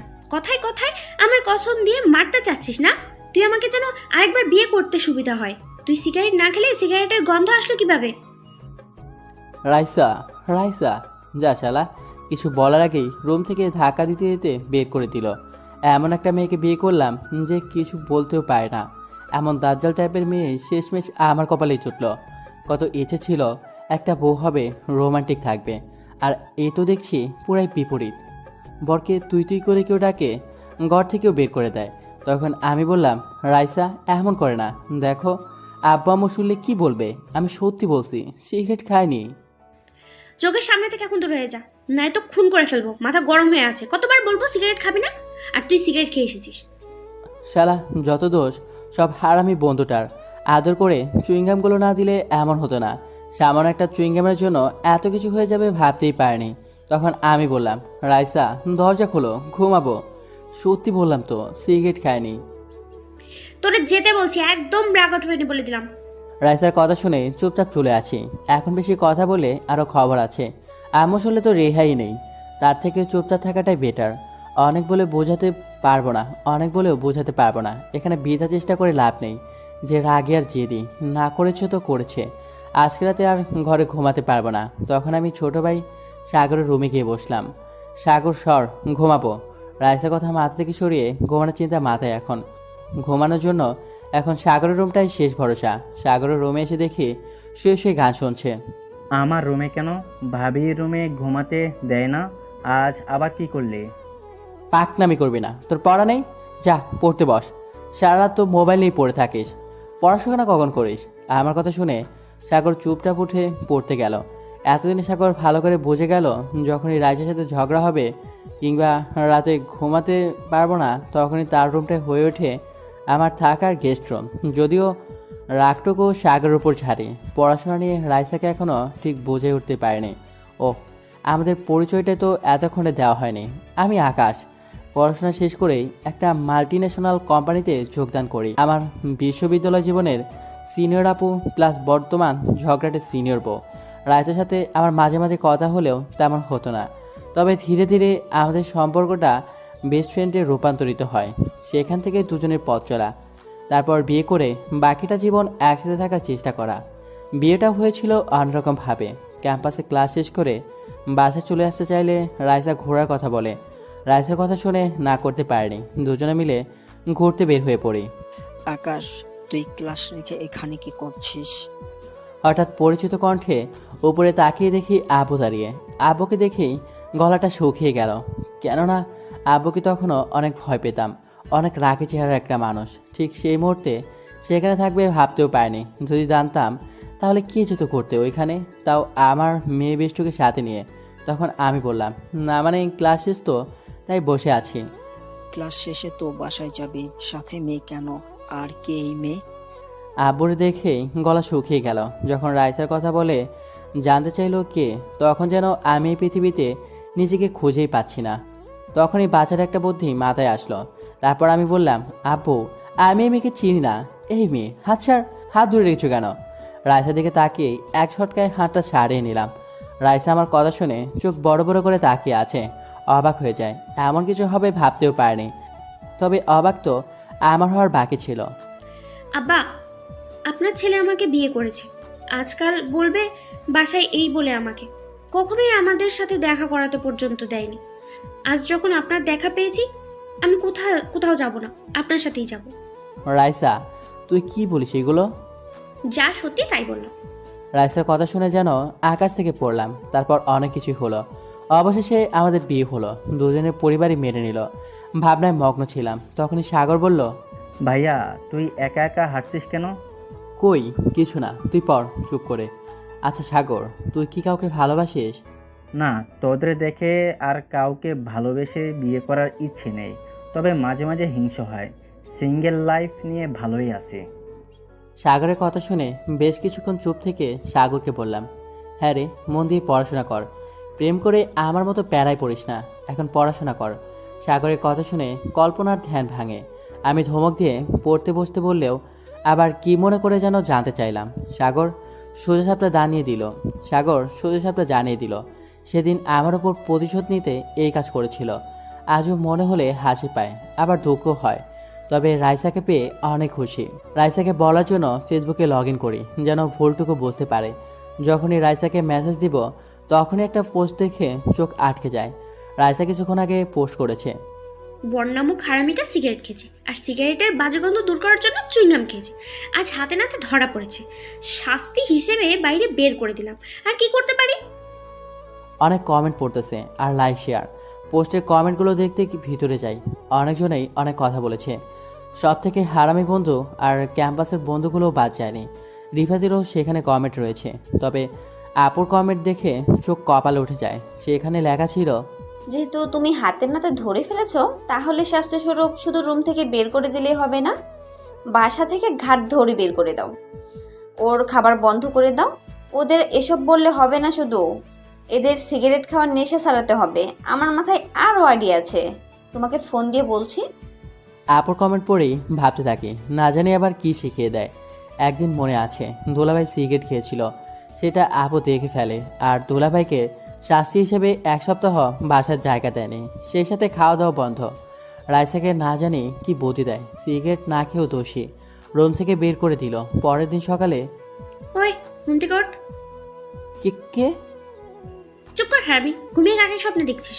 এমন কি কি করেছিস কেন? হ্যাঁ, আমাকে চিনিস না? রাইসা ডাক শুনে চিৎকার করে বলতে থাকি, তখনই ধমক দিয়ে বলি, এত জোরে কাউকে ঘুম থেকে ডাক দিয়ে তোলে? রাতে ভাবতে ভাবতে কখন যে ঘুমিয়ে পড়ি বুঝতেই পারিনি। তারপর ভালো করে চোখ খুলে রাইসাকে বললাম, ও তুমি? এত জোরে কেউ ডাক দেয়? আমি তো মনে করেছিলাম। কি মনে করেছিলাম? না মানে আরে মানে করতে হবে না, অফিসের টাইম হয়ে যাচ্ছে, তাড়াতাড়ি রেডি হয়ে নাস্তা করতে হয়। তুমি যাও, আমি আসি। রাইসার ধমক শুনেই দুনিয়ার সব কিছুই মাথা থেকে চলে গেল। কোনো রকমে রাইসাকে বলে শুয়ে পড়ি। আবার ঘুমাচ্ছিস কেন? কয়টা বাজে সে খেয়াল আছে? যাচ্ছি তো। যাচ্ছে মানে কি? এখনই যেতে বললাম না? একটু শান্তি মতো ঘুমাতেও পারলাম না। আগে জানলে বিয়েই করতাম না, সিঙ্গেল লাইফটাই ভালো ছিল। কি বললি তুই? না কিছু না। রাইসাকে আর কিছু বলার সুযোগ না দিয়ে উঠে পড়ি। রেডি হয়ে তাড়াতাড়ি অফিসে যেতে হবে। আর যাই হোক, অনেক ঝগড়ার পরও ঠিক সময় মতো অফিসে যাওয়ার জন্য ডাক দেবে। ঝগড়ার বাকি অংশ বাসায় আসলে করবে। আমার আবার মাঝে মাঝেই দেরি হয়ে যায়। অবশ্য এতে আমারই সব দোষ। রাইসা ডাক দিয়ে চলে যাবার পর আরেকটু সময় ঘুমিয়ে থাকি, ব্যাস তাতেই কেল্লা ফতে। অফিসে গিয়ে বসের ঝাড়ি খেতে হয়, তাই রাইসাকে বলে রেখেছি যতই বলি না কেন ঘুম থেকে সময় মতো ডেকে তুলে দেয়। যেমন করেই হোক, বেচারি অনেক কষ্টে ঠিকঠাক তার দায়িত্বটা পালন করে। মাঝে মাঝে অনেক কথা বললেও আবার হাসিও পায়। আমার জন্য এত কিছু করে, তাই রাইসাকে মাঝে মাঝে সারপ্রাইজ দিতে চেষ্টা করি। এতে অনেক খুশি হয়, অল্প পেয়েই অনেক খুশি হয়ে যায়। আমার সব কিছুরই খেয়াল রাখে রাইসা। কোন দিন কোন শার্ট পরে যাব, কোন কোট কোন টাই রাইসা নিজের হাতে সাজিয়ে অফিসে পাঠায়। নিজের হাতে টাই পরিয়ে দেওয়া, কোট পরিয়ে দেওয়া, মাথা আঁচড়িয়ে দেওয়া, সব কিছু ভালো লাগে। এখন রাইসার হাতে ছোঁয়া না পেলে যেন এক মুহূর্তেও চলে না। এই শোন। কি? অফিসের সময় হয়ে যেতে তাড়াতাড়ি বের হয়ে যেতেই রাইসা পেছন থেকে ডাক দিল, সাবধানে যাবি, রাস্তায় কোনো মেয়ের দিকে তাকাবি না, বলে দিলাম। আর যদি অফিসের পরে আড্ডা দেওয়ার নাম করে বাজে বাজে জিনিস খাস না, তবে খুব খারাপ হবে। জি মহারানী, মনে থাকবে আপনার সবগুলো কথা। আপনিও আপনার খেয়াল রাখবেন, একটু সাবধানে থাকবেন। এই তো লক্ষ্মী ছেলে। এখন অফিসে যা, এমনিতেই দেরি হয়ে গেছে। যাচ্ছি। আর কিছু বলবেন? জানি না। একটুতেই অভিমান করে ফেলি, তুই রাখলে অনেক সুন্দর দেখা যায়। এই বলে রাইসাকে কাছে টেনে নিলাম। রাইসাকে কাছে নিয়েই কপালে ভালোবাসার চুমু এঁকে দিলাম। প্রতিদিন অফিসে যাওয়ার সময় রাইসাকে তো আদর করতে হয়। সারাদিন ভালোবাসাটুকুই নাকি এতে জড়িয়ে থাকে। একদিন না দিয়ে চলে গিয়েছিলাম, সে কি অভিমান কার না। সারাদিনের মাঝে কথাই বলেনি, অনেক কষ্টে সে অভিমান ভেঙেছিলাম। তারপর থেকে আর কখনোই মিস হয় না। হয়েছে, চাপা মারতে হবে না। অফিসে কত সুন্দরী মেয়ে থাকতে কি আর আমার কথা মনে পড়ে? যা যা, তাদের সাথেই সারাদিন কথা বলি, সন্ধ্যার আগে বাসায় ফিরলেই হবে। তুই সারা জীবন পাশে থাকলেই হবে, আর কাউকে চাই না, দেখার দরকারও নেই। আমার বাকিটা জীবন না হয় তোর পাশে থেকে কাটবে। যাও যাও, অফিসে যাও। যাচ্ছি। আমার পাওনাটা কে দিবে শুনি? রাইসাকে বলতেই বাকি পাওনাটা দিয়ে দিল। রাইসার কাছ থেকে হাসি মুখে বিদায় নিয়ে অফিসের দিকে রওনা দিলাম। সত্যি এমন ভালোবাসা মানুষ পেয়ে অনেক খুশি। অফিস বাসা কাছে হওয়ায় মাঝে মাঝে হেঁটেই চলে যায় যখন রিক্সা না পাওয়া যায়। অফিসে যাওয়ার আগে এক শপিং মলের সামনে যেতে হয়, সেখানে অনিচ্ছাকৃতভাবে দুর্ঘটনা ঘটে যায়। মেয়েকে সরি বলার আগেই চিৎকার দিয়ে ওঠে। তারপরও নিজেকে মানিয়ে নিলাম, যেহেতু অনিচ্ছাকৃতভাবেই ধাক্কাটা লেগে যায়। ওই মিয়া, দেখে শুনে চলতে পারেন না? সরি, আসলে খেয়াল করিনি। ওই মিয়া, কিসের সরি? সরি বললেই সব শেষ? মেয়ে মানুষ দেখলেই গায়ে পড়ে ইচ্ছে করে। আর যদি হয় মেয়েটি একটু সুন্দর, তাহলে তো আর কোনো কথাই নেই। থামেন, কাকে সুন্দরী বলছেন? আপনাকে? কখনো নিজেকে আয়না দেখেছেন? আপনাকে দেখে তো পেতনিগুলো ভয় পালাবে। কি বললেন? আমাকে পেতনি বললেন? মেয়েটির কথা শুনেই রাগ না থামাতে পেরে বলে বসলাম। আমার কথা শুনেই মেয়েটি রেগে যায়। অবশ্য কাউকে রাগাতে আমার ভালোই লাগে, আর সেটা যদি কোনো মেয়ে হয় তাহলে তো কথাই নেই। তখন আমি বললাম, আবার বলতে হবে? আপনাকে আমি? থামেন, আপনার ঝগড়া অন্য কোথাও গিয়ে করেন, এখানে ঝগড়া করার জায়গা না। মাঝবসি একজন সিকিউরিটি গার্ডের পোশাক পরা লোক এসে থামিয়ে দিল। সম্ভবত এখানেই সিকিউরিটির চাকরি করে। যেহেতু শপিং মলের একদম মেন গেটে দুর্ঘটনা ঘটে যায়, তাই চুপ হয়ে গেলাম। মেয়েটিকে দেখি একরাশ রাগ নিয়ে ভিতরে চোখ রাঙিয়ে চলে যেতে, মনে হচ্ছে পালিয়ে গিলে খাবে আমাকে। সকাল সকাল দিনটায় মাটি করে দিল। মনে মনে কথাগুলো বলে দ্রুত পা বাড়লাম। মেয়েটিও আর কিছু বলেনি, তবে মেয়েটি এমনিতেই অনেক রেগে গিয়েছে। তার ওপর আমার অফিসে দেরি হয়ে যাচ্ছে। চারদিকের মানুষগুলো সিনেমার শুটিং দেখার জন্য আগ্রহ নিয়ে তাকিয়ে আছে। অফিসে এসে টেবিলে বসতে না বসতেই রমেশ মিয়া এসে বলল, আমাকে নাকি স্যার যেতে বলল। রমেশ মিয়ার মুখে স্যারের নাম শুনেই মনে মনে আজকে ঝাড়ি খাওয়ার প্রস্তুতি নিয়ে নিলাম। এমন বস কখনোই পায়নি। অফিসে কেউ 5 মিনিট লেট করে আসলেও তার কৈফিয়ত দিতে হবে।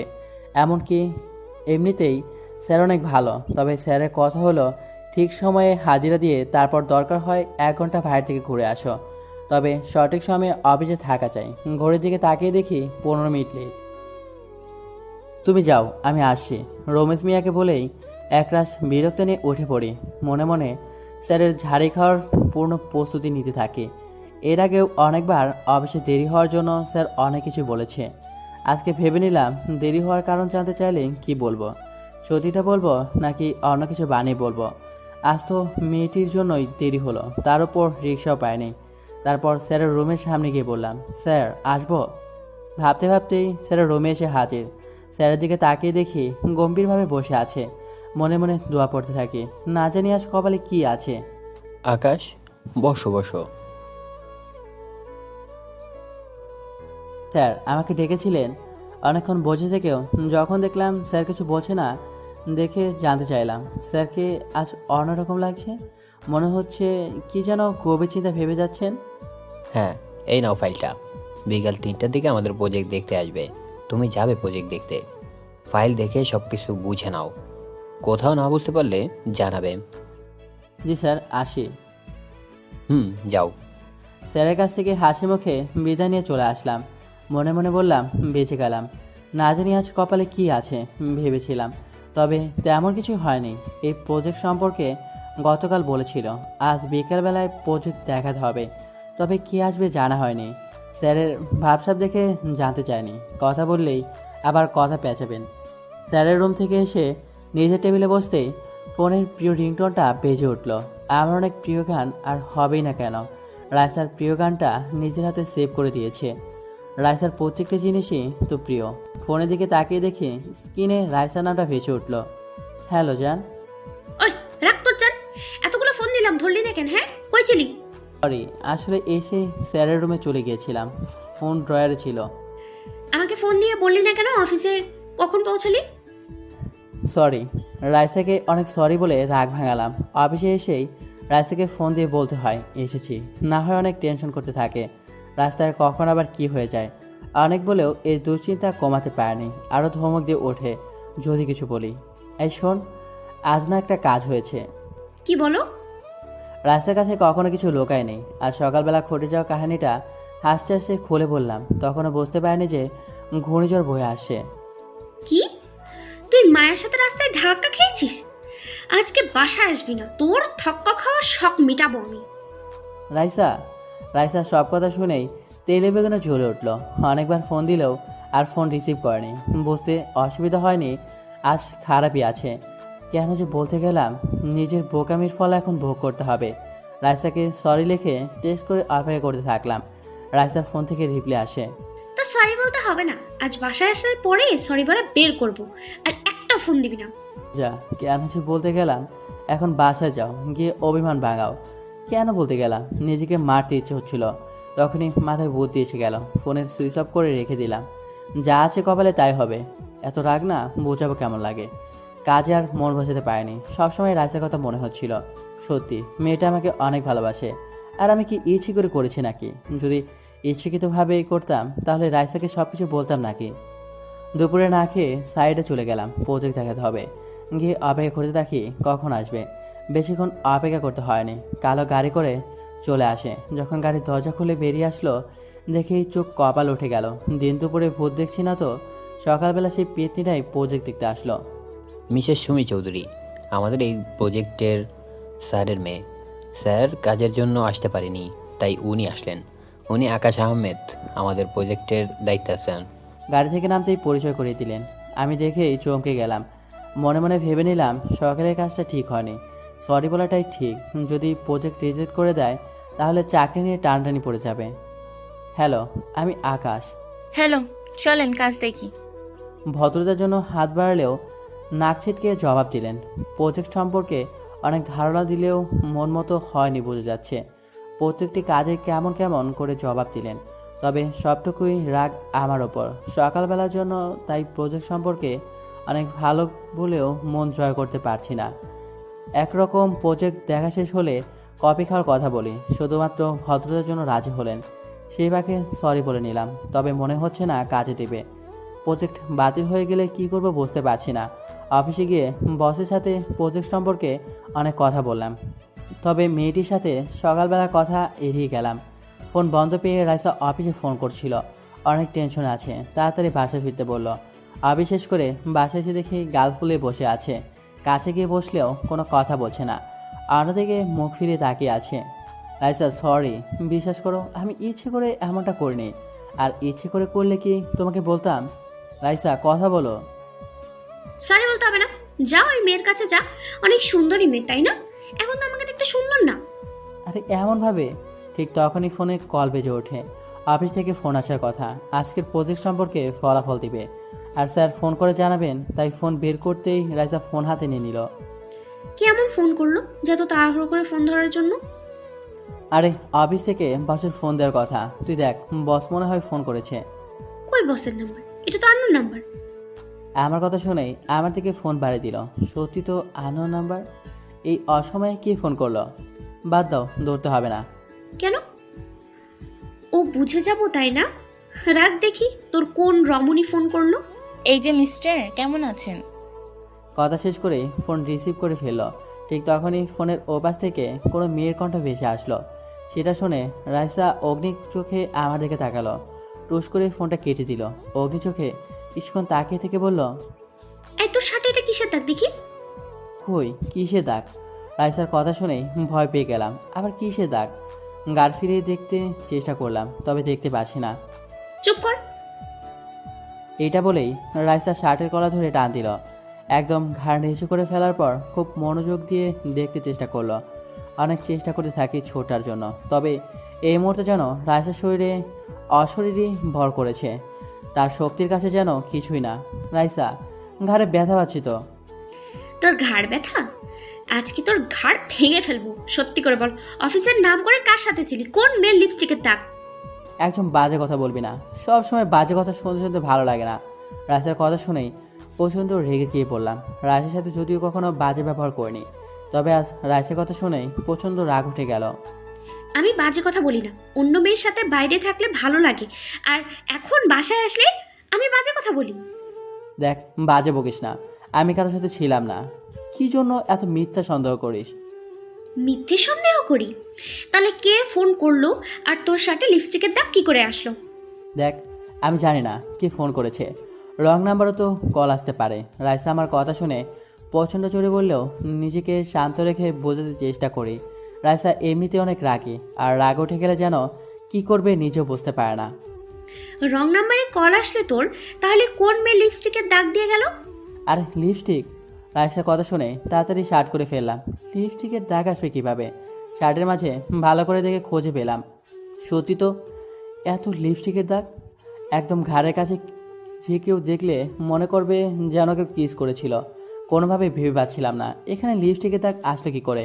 হঠাৎ করে মনে পড়ে গেল অফিসের প্রজেক্ট দেখানোর পর আমরা একসাথে গাড়ি করে ব্যাক করার কথা ছিল। তবে কে জানতো ওই প্রজেক্ট দেখতে যাবে সেই ডাইনি মেয়েটি। যাকে সকাল সকাল পেতনি বলে খেয়ে পেয়েছিলাম। রাগের প্রতিশোধ হিসাবে আমাকে নিয়ে চলে আসে। অফিস থেকে অনেক দূর প্রজেক্টে, সেই সাথে প্রজেক্ট দেখে একসাথে আসবো, তাই গাড়ি নিয়ে যায়নি। যখন আমাকে ফেলে আসে, বসকে জানানোর পর লোকাল বাস করে চলে আসতে বলে। লোকাল বাসে চড়ার সময় অনেক ভিড় ছিল। অনেক ভিড় ঠেলে কোনো রকমে একটু জায়গা করে দাঁড়িয়েছিলাম। আমার পিছনে কয়েকজন সুন্দরী রমণীও দাঁড়িয়েছিল, সম্ভবত কলেজে কিংবা ভার্সিটি পড়ুয়া। প্রচণ্ড ভিড়ের কারণে প্রায়ই শরীরের সাথে স্পর্শ লেগে যাচ্ছিল, যদিও নিজেকে যতটা সম্ভব দূরে সরিয়ে রাখতে চেষ্টা করেছি। হঠাৎ করেই ব্রেক করার কারণে একটি মেয়ে ঠিক ঘাড়ে এসে পড়ে যায়। যদিও মেয়েটি সরে বলেছিল, তবে ভিড়ের জন্য খুব স্বাভাবিকভাবে নিয়েছিলাম। তাহলে সেই দাগে ছিল। আর রাইসা এই জন্য প্রচণ্ড রাগ করে ফেলে, সন্দেহ করে ফেলে। এটা তো স্বাভাবিক। নিজেকে শান্ত রাখতে চেষ্টা করি যতটা সম্ভব। এত চুপ করে কার কথা ভাবিস? কোন রমণী তোর জন্য অপেক্ষায় আছে? রাইসা, বোঝার চেষ্টা করো, আমি সব খুলে বলছি। তুই ঠিক তখনই ফোনে আবার কল বেজে উঠল। হাত বাড়িয়ে ফোন নেওয়ার আগেই রাইসা ফোনটা তুলে নেয়। এই মেয়ে, কে তুই? কেন বারবার ফোন দিচ্ছিস? রাইসা, এমন বাজে ব্যবহার করছো কেন? কি বাজে ব্যবহার করছিস? লজ্জা করে না তোর অন্য মেয়েদের সাথে নষ্টি ফষ্টি করতে? রাইসা, ঠাস। কয়েক মুহূর্তের জন্য সব কিছু যেন থেমে গেল। রাইসা কিছু বলার আগে ঠাস করে চর বসিয়ে দিলাম। রাইসা চর খেয়ে অবাক হয়ে তাকিয়ে আছে। কখনোই ভাবতেই পারেনি রাইসাকে হাত তুলে ফেলবো। রাইসাও যেন কল্পনাও করেনি কি করব। রাইসা না জেনে শুনে মিথ্যা সন্দেহ করে, যা তা বলে যাচ্ছে। রাইসার কথা শুনে নিজেকে আর নিয়ন্ত্রণ করতে পারেনি, রাগের মাথায় চর দিয়ে বসে। রাইসা, সরি, ক্ষমা করে দাও। আসলে তোমার কথা শুনে মাথা ঠিক ছিল না, তাই কি করে ফেললাম।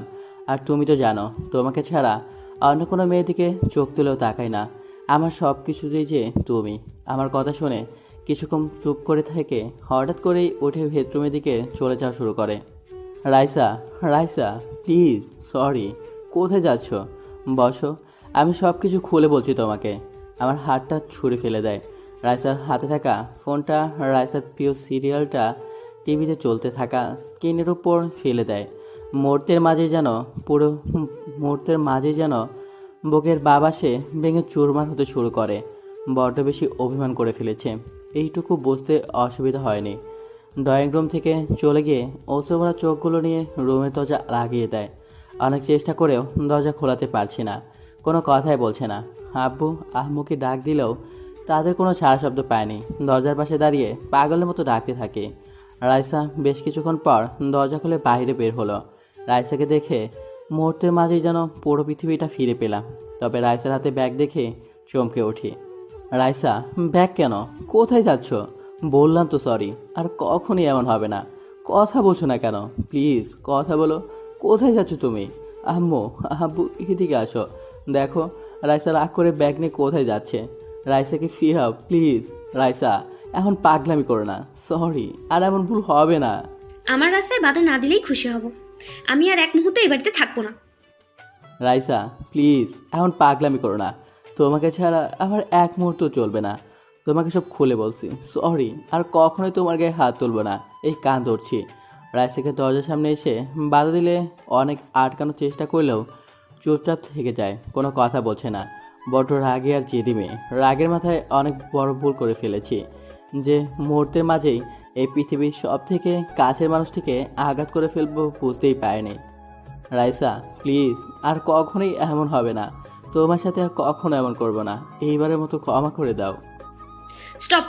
আর একটা কথাও শুনতে চাই না, আর এক মুহূর্ত এই বাড়িতে থাকতে চাই না। তোর সাথে এক ছাদের নিচে কোনো ইচ্ছে নেই আমার। ডিভোর্সের কাগজটা খুব তাড়াতাড়ি পাঠিয়ে দেবো, আর বাধা দিবি না। রাইসার কথা শুনেই মুহূর্তের মাঝে যেন পৃথিবীটা থমকে গেল। রাইসার মুখে এমন কিছু শুনবো ভাবতেও পারেনি। নিজের কানকেও অবিশ্বাস করতে হচ্ছে, নিজের চোখে বিশ্বাস করতে পারছি না। এই কোন রাইসাকে দেখছি? চোখের সামনে দিয়ে বৃষ্টিতে ভিজে বের হয়ে গেল। চোখের অশ্রুগুলো নিয়ে ওর দিকে তাকিয়ে থাকা ছাড়া আর যেন কিছু করতে পারছি না। অনেক চেষ্টা করেও পা দুটি জায়গা থেকে বিন্দু পরিমাণও সরাতে পারেনি। এক মুহূর্তের মাঝে সব কিছু যেন বদলে গেল। রাইসা চলে যাওয়ার কতটুকু সময় দাঁড়িয়েছিলাম জানা নেই। হঠাৎ বাহিরে প্রচণ্ড বাতাস এসে দরজায় সাপটে আঘাত হানে। সেই আঘাতে যেন দরজা ক্ষতবিক্ষত হয়নি, হয়েছে এই হৃদয়ের মাঝে ক্ষতবিক্ষত হয়েছে। রুমে এসে কিছুক্ষণ আগে রাইসার সাথে ড্রয়িং রুমের স্মৃতিগুলো ভেসে ওঠে চোখের সামনে। প্রতিটি স্থানে রাইসার হাতে ছোঁয়া লেগে আছে। রুমে এসে কিছুক্ষণ থাকলে রাইসার স্মৃতিগুলো যেন তাড়া করে। রাইসার সাথে খুনসুটি, ঝগড়া, ভালোবাসা আর রাইসার হাতের স্পর্শ, প্রতিটি জিনিসই রাইসা নিজের হাতে সাজিয়ে গুছিয়ে রেখেছে। হঠাৎ করেই প্রকৃতি নীরব হয়ে যায়, দমকা বাতাস থেমে যায়। আকাশে কালো ঘন মেঘের ছোঁয়া না থাকলেও গড়ি গড়ি বৃষ্টির ফোঁটা পড়তে থাকে। ছাদের এক কোণায় দাঁড়িয়ে দূর আকাশের দিকে তাকিয়ে আছে। সেই সাথে হালকা বাতাস যেন মরে গড়িয়ে দিচ্ছে অতীতের কিছু স্মৃতিগুলো চোখের সামনে ভাসছে। রাইসা আমাকে বিশ্বাস না করেই চলে গেল, একবার বোঝানোর সুযোগও দিল না। রাইসার সাথে কাটানো পুরনো স্মৃতিগুলো ভাবছি, তখনই মুষলধারে বৃষ্টি শুরু হলো। বারান্দায় বসে আছি, বৃষ্টির সাথে দমকা হাওয়া, গড়ি গড়ি বৃষ্টি গায়ে এসে পড়ছে। এভাবে বসে থাকতে থাকতে কখন যে ঘুমিয়ে গেছি মনেই নাই। পরের দিন সকালে ঘুম ভাঙলে বারান্দায় নিজেকে আবিষ্কার করলাম, বাইরে হালকা বাতাস বইছে। কালকে রাতে বৃষ্টিতে শার্ট ভিজে গেছে, এখন হালকা শীতও করছে, তাই ফ্রেশ হয়ে কাপড় চেঞ্জ করে নিলাম। তারপর নিচে নামতে নামতে বললাম, রাইসা নাস্তা দাও। তখন মনে পড়লো কালকে রাগ করে রাইসা তার বাপের বাড়ি চলে গেছে। কি আর করার, রুমে আসলাম। রুমে এসে রাইসাকে ফোন দিলাম। রাইসা, কেমন আছো? ভালো। আপনি কে?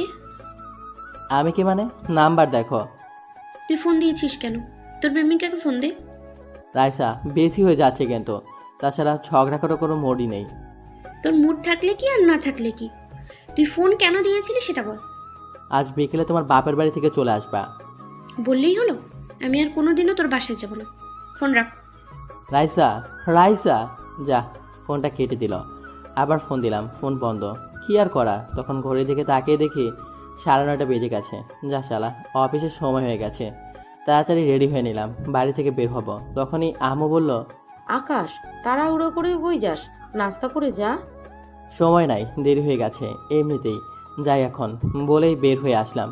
ধুর, এখন রিক্সাও পাচ্ছি না, তাই হেঁটেই অফিসের দিকে রওনা দিলাম। অফিসে যেতে 20 মিনিট দেরি হয়ে গেছে।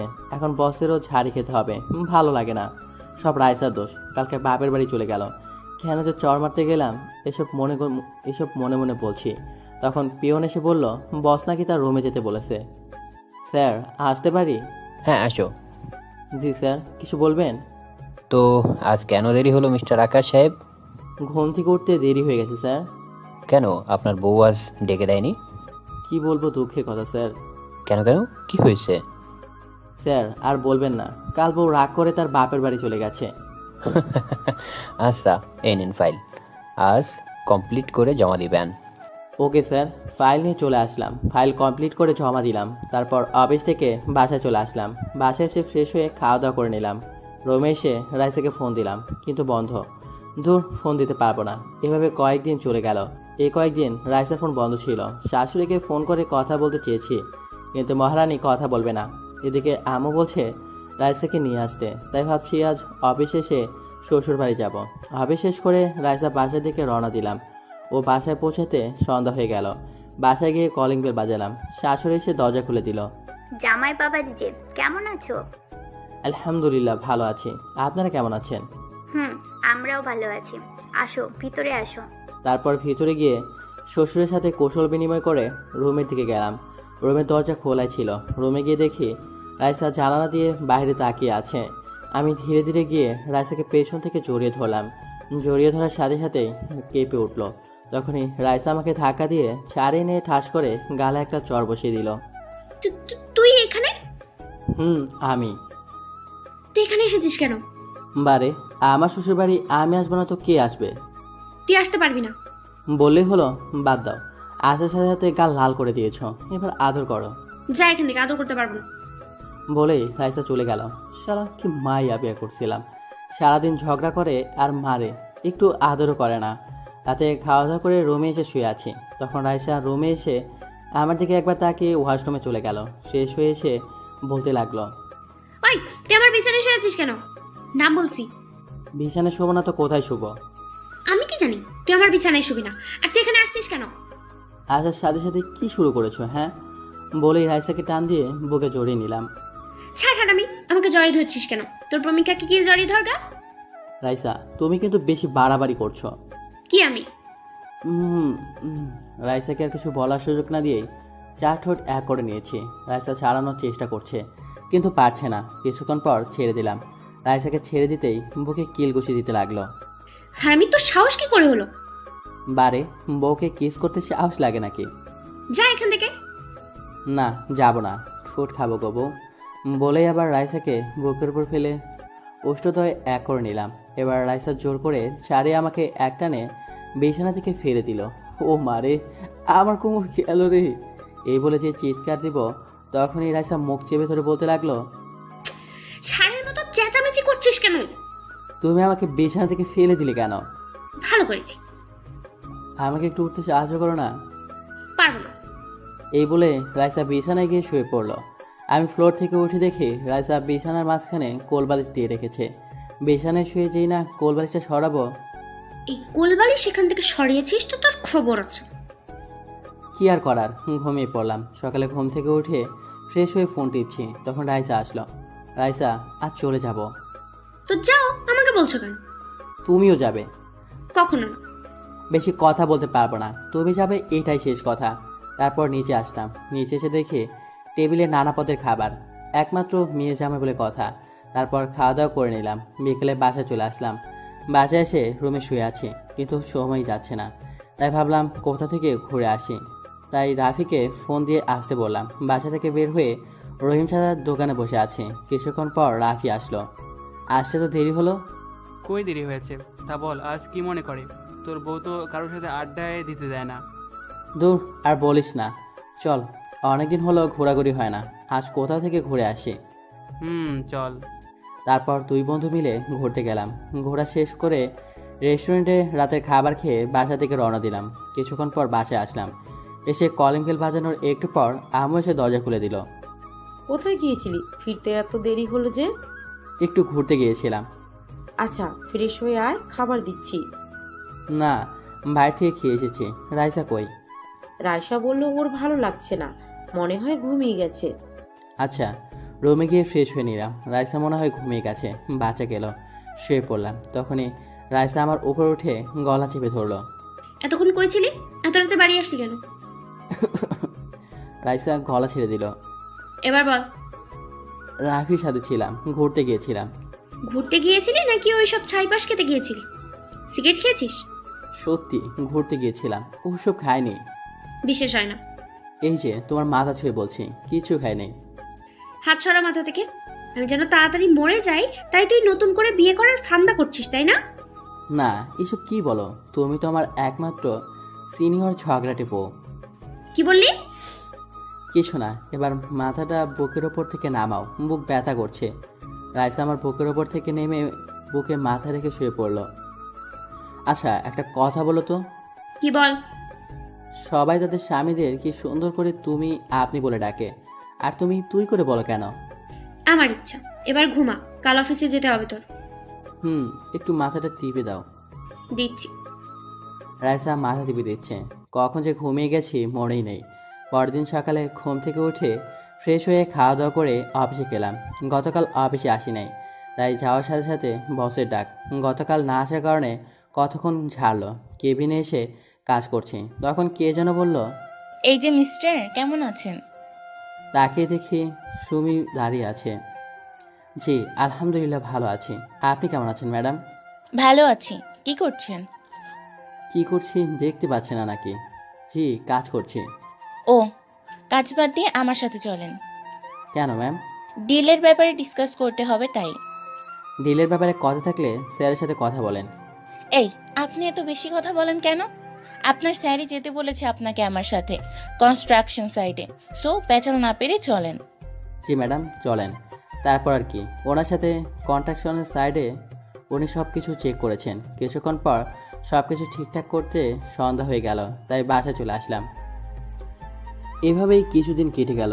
সুমি ম্যাডামের সাথে সম্পর্ক ভালো হয়েছে আগের থেকে। একদিন সকালে রাইসের সাথে আবার ঝগড়া না করে না খেয়ে অফিসে চলে গেলাম। অফিসে কাজ করছি, তখন সুমি ম্যাডামের আগমন। সুমি, তুমি এখানে? কেন, আমি আসতে পারি না নাকি? ঠিক তা না। তাহলে কি? কিছু না। চলো এবার আমার সাথে। কেন? চলো তো আমার সাথে। বলে টানতে টানতে অফিস থেকে বের করে নিয়ে আসলো। তারপর গাড়ি দিয়ে একটি রেস্টুরেন্টে নিয়ে আসলো। আমরা রেস্টুরেন্টের ভিতরে গিয়ে বসলাম। আজ তোমাকে ট্রিট দিব, অর্ডার করো। তা ট্রিট দেওয়ার কারণ কি? বন্ধুকে ট্রিট দিতে আবার কারণ লাগে নাকি? তা ঠিক। এবার অর্ডার করো। তারপর খাওয়া দাওয়া শেষ করে রেস্টুরেন্ট থেকে বের হয়ে আসলাম। তারপর আমাকে অফিসে নামিয়ে দিয়ে সুমি চলে গেল। অফিস শেষ করে বাসায় গেলাম। কলিং বেল বাজাতেই রাইসা দরজা খুলে দিল। আমি রুমে গিয়ে ফ্রেশ হয়ে নিলাম, কিন্তু রাইসার মুখ গম্ভীর করে রেখেছে, কথা বলছে না। কথা না বলে আমার কি? রাতে খাওয়া দাওয়া করে শুয়ে আছি। বাইরে বাতাস বইছে, আকাশ মেঘলা, বৃষ্টি আসবে মনে হয়। কিছুক্ষণ পর রাইসা এসে অন্যদিকে শুয়ে পড়ল। আমি কিছু বললাম না। কিছুক্ষণ পর বিদ্যুৎ চমকাতে লাগলো। বিদ্যুৎ চমকানো দেখে রাইসা গটিসুটি মেরে শুয়ে রয়েছে। আমি মনে মনে হাসি। আমি চোখ বন্ধ করে ঘুমের ভান করে শুয়ে আছি, কারণ রাইসা বিদ্যুৎ চমকানোতে ভয় পায়। কিছুক্ষণ পর দেখি রাইসা এসে আমাকে জড়িয়ে ধরলো। কিছুক্ষণ পর রাইসার দিকে তাকালাম, মনে হয় ঘুমিয়ে গেছে। ওর ঘুমন্ত চেহারা খুব মায়াবী লাগছে। ওর গোলাপি ঠোঁটদ্বয় কেমন যেন আকৃষ্ট করছে। ওর ঠোঁটদ্বয় এক করে নিলাম। কিছুক্ষণ পর দেখি রাইসাও রেসপন্স করছে। তারপর কারেন্ট চলে গেল। পরের দিন সকালে যখন ঘুম ভাঙে তখন দেখি রাইসা আয়নার সামনে দাঁড়িয়ে ওর চুলগুলো মুছতেছে। আমি গিয়ে রাইসাকে পেছন থেকে জড়িয়ে ধরলাম। কি করছো? ছাড়ো। না, ছাড়বো না বলে ওর চুলে মুখ ডুবিয়ে দিলাম। ওই ছাড়ো বলছি। যাও গোসল করে আসো, তোমার অফিসে দেরি হয়ে যাবে। উফ, তার আগে একটা কিস দাও। রাইসাকে আমার দিকে ঘুরিয়ে যেই না রাইসাকে কিস করতে যাব তখনই আম্মু তুমি? কুই আম্মু? রাইসাকে ছেড়ে দিয়ে ওকে ছেড়ে দিতেই ধরে নিচে চলে গেল। তারপর ফ্রেশ হয়ে খাওয়া দাওয়া করে অফিসে চলে গেলাম। কিছুদিন পর রাতে খাওয়ার টেবিলে আব্বু বলল, আকাশ, আমরা কিছুদিনের জন্য গ্রামের বাড়ি যাব। কিন্তু আমার তো অফিস আছে। তোকে যেতে কে বলেছে? কাল আমাদের বাস স্ট্যান্ডে নামিয়ে দিয়ে আসবি। আচ্ছা, রাইসাও কি যাবে? না, ওকে যেতে বললাম, কিন্তু ও যাবে না। ও। তারপর খাওয়া দাওয়া শেষ করে রুমে গিয়ে ঘুমিয়ে পড়লাম। পরের দিন সকালে আব্বা ও সাগরকে বাস স্টেশনে থেকে বাসে উঠিয়ে দিলাম। তারপর বাসায় এসে অফিসে গেলাম। যাওয়ার সময় রাইসা তাড়াতাড়ি আসতে বললো, তাড়াতাড়ি বাসায় ফিরতে। কিন্তু অফিসে এসে একটা কারণে বাসায় আসতে আসতে রাত 12টা বেজে যায়। রুমে যেতেই রাইসা, আজ এত দেরি করলা কেন? নিশ্চয়ই বন্ধুদের সাথে পার্টি করেছিলা? আজ অনেক মজা হয়েছে। তাহলে নিশ্চয়ই তোর গার্লফ্রেন্ডও ছিল এখানে? হ্যাঁ, আমার সকল এক্স গার্লফ্রেন্ড ছিল। এটা বলাতে রাইসা ঠাস করে চর বসিয়ে দিয়ে বলতে লাগলো, আকাশ, আমি ভাবতাম তুই আমার সাথে মজা করার জন্য এমনটা দেরি করে আসিস, কিন্তু না, তুই একটা খারাপ মানুষ। তুই স্বামী হওয়ার যোগ্যই না। আমি আর কিছু না বলে হাতে থাকা প্যাকেটটা ছুঁড়ে ফেলে দিয়ে বাসা থেকে বাইরে চলে আসলাম। বাসার পাশে দোকান থেকে সিগারেট নিয়ে ছাদে চলে আসলাম। অন্যদিকে রাইসা চোখ যায় আমার আনা প্যাকেটটার দিকে। রাইসা প্যাকেট খুলে দেখে বার্থডে কেক। আজ রাইসার জন্মদিন, তাই বাসায় আসতে দেরি হয়েছে। কেক দেখে রাইসা তার ভুল বুঝতে পারলো। রাইসা আমাকে ফোন দিতে লাগলো, কিন্তু আমার ফোন বন্ধ। আমি এক মনে সিগারেট টানছি, হঠাৎ রাইসা এসে সিগারেটটা নিয়ে ফেলে দিল। সরি, আর এমন করবো না, প্লিজ ক্ষমা করে দাও, আর কোনোদিন কিচ্ছু বলবো না। সত্যি তো? রাইসাকে জড়িয়ে নিলাম। কিছুদিন পর রাইসা অসুস্থ হয়ে পড়ে। ওকে নিয়ে হাসপাতালে নিয়ে যাওয়া হয়। এখন ডাক্তারের সামনে বসে আছি। আপনি পেশেন্টের কি হন? জি, হাজবেন্ড। আপনার জন্য একটা খুশির খবর আছে, আপনি বাবা হতে চলেছেন। সত্যি? তারপর রাইসাকে নিয়ে বাসায় আসা হয়। রাতে ছাদে গিয়ে দেখি রাইসা দোলনায় বসে আছে। আমি ওর পাশে গিয়ে বসলাম। কি, মন খারাপ? না, আমার মনে হয় কিছুদিন বাবার বাসায় যাওয়া উচিত। কিছুদিন যাবত আমার শরীরটাও না ভালো লাগছে না। বাবার বাড়ি যাবে? কিন্তু আমি তো যেতে দিব না। তুমি তো সারাদিন অফিসে কাজ নিয়ে পড়ে থাকো। কে বললো? কাজ তো করতে হবে।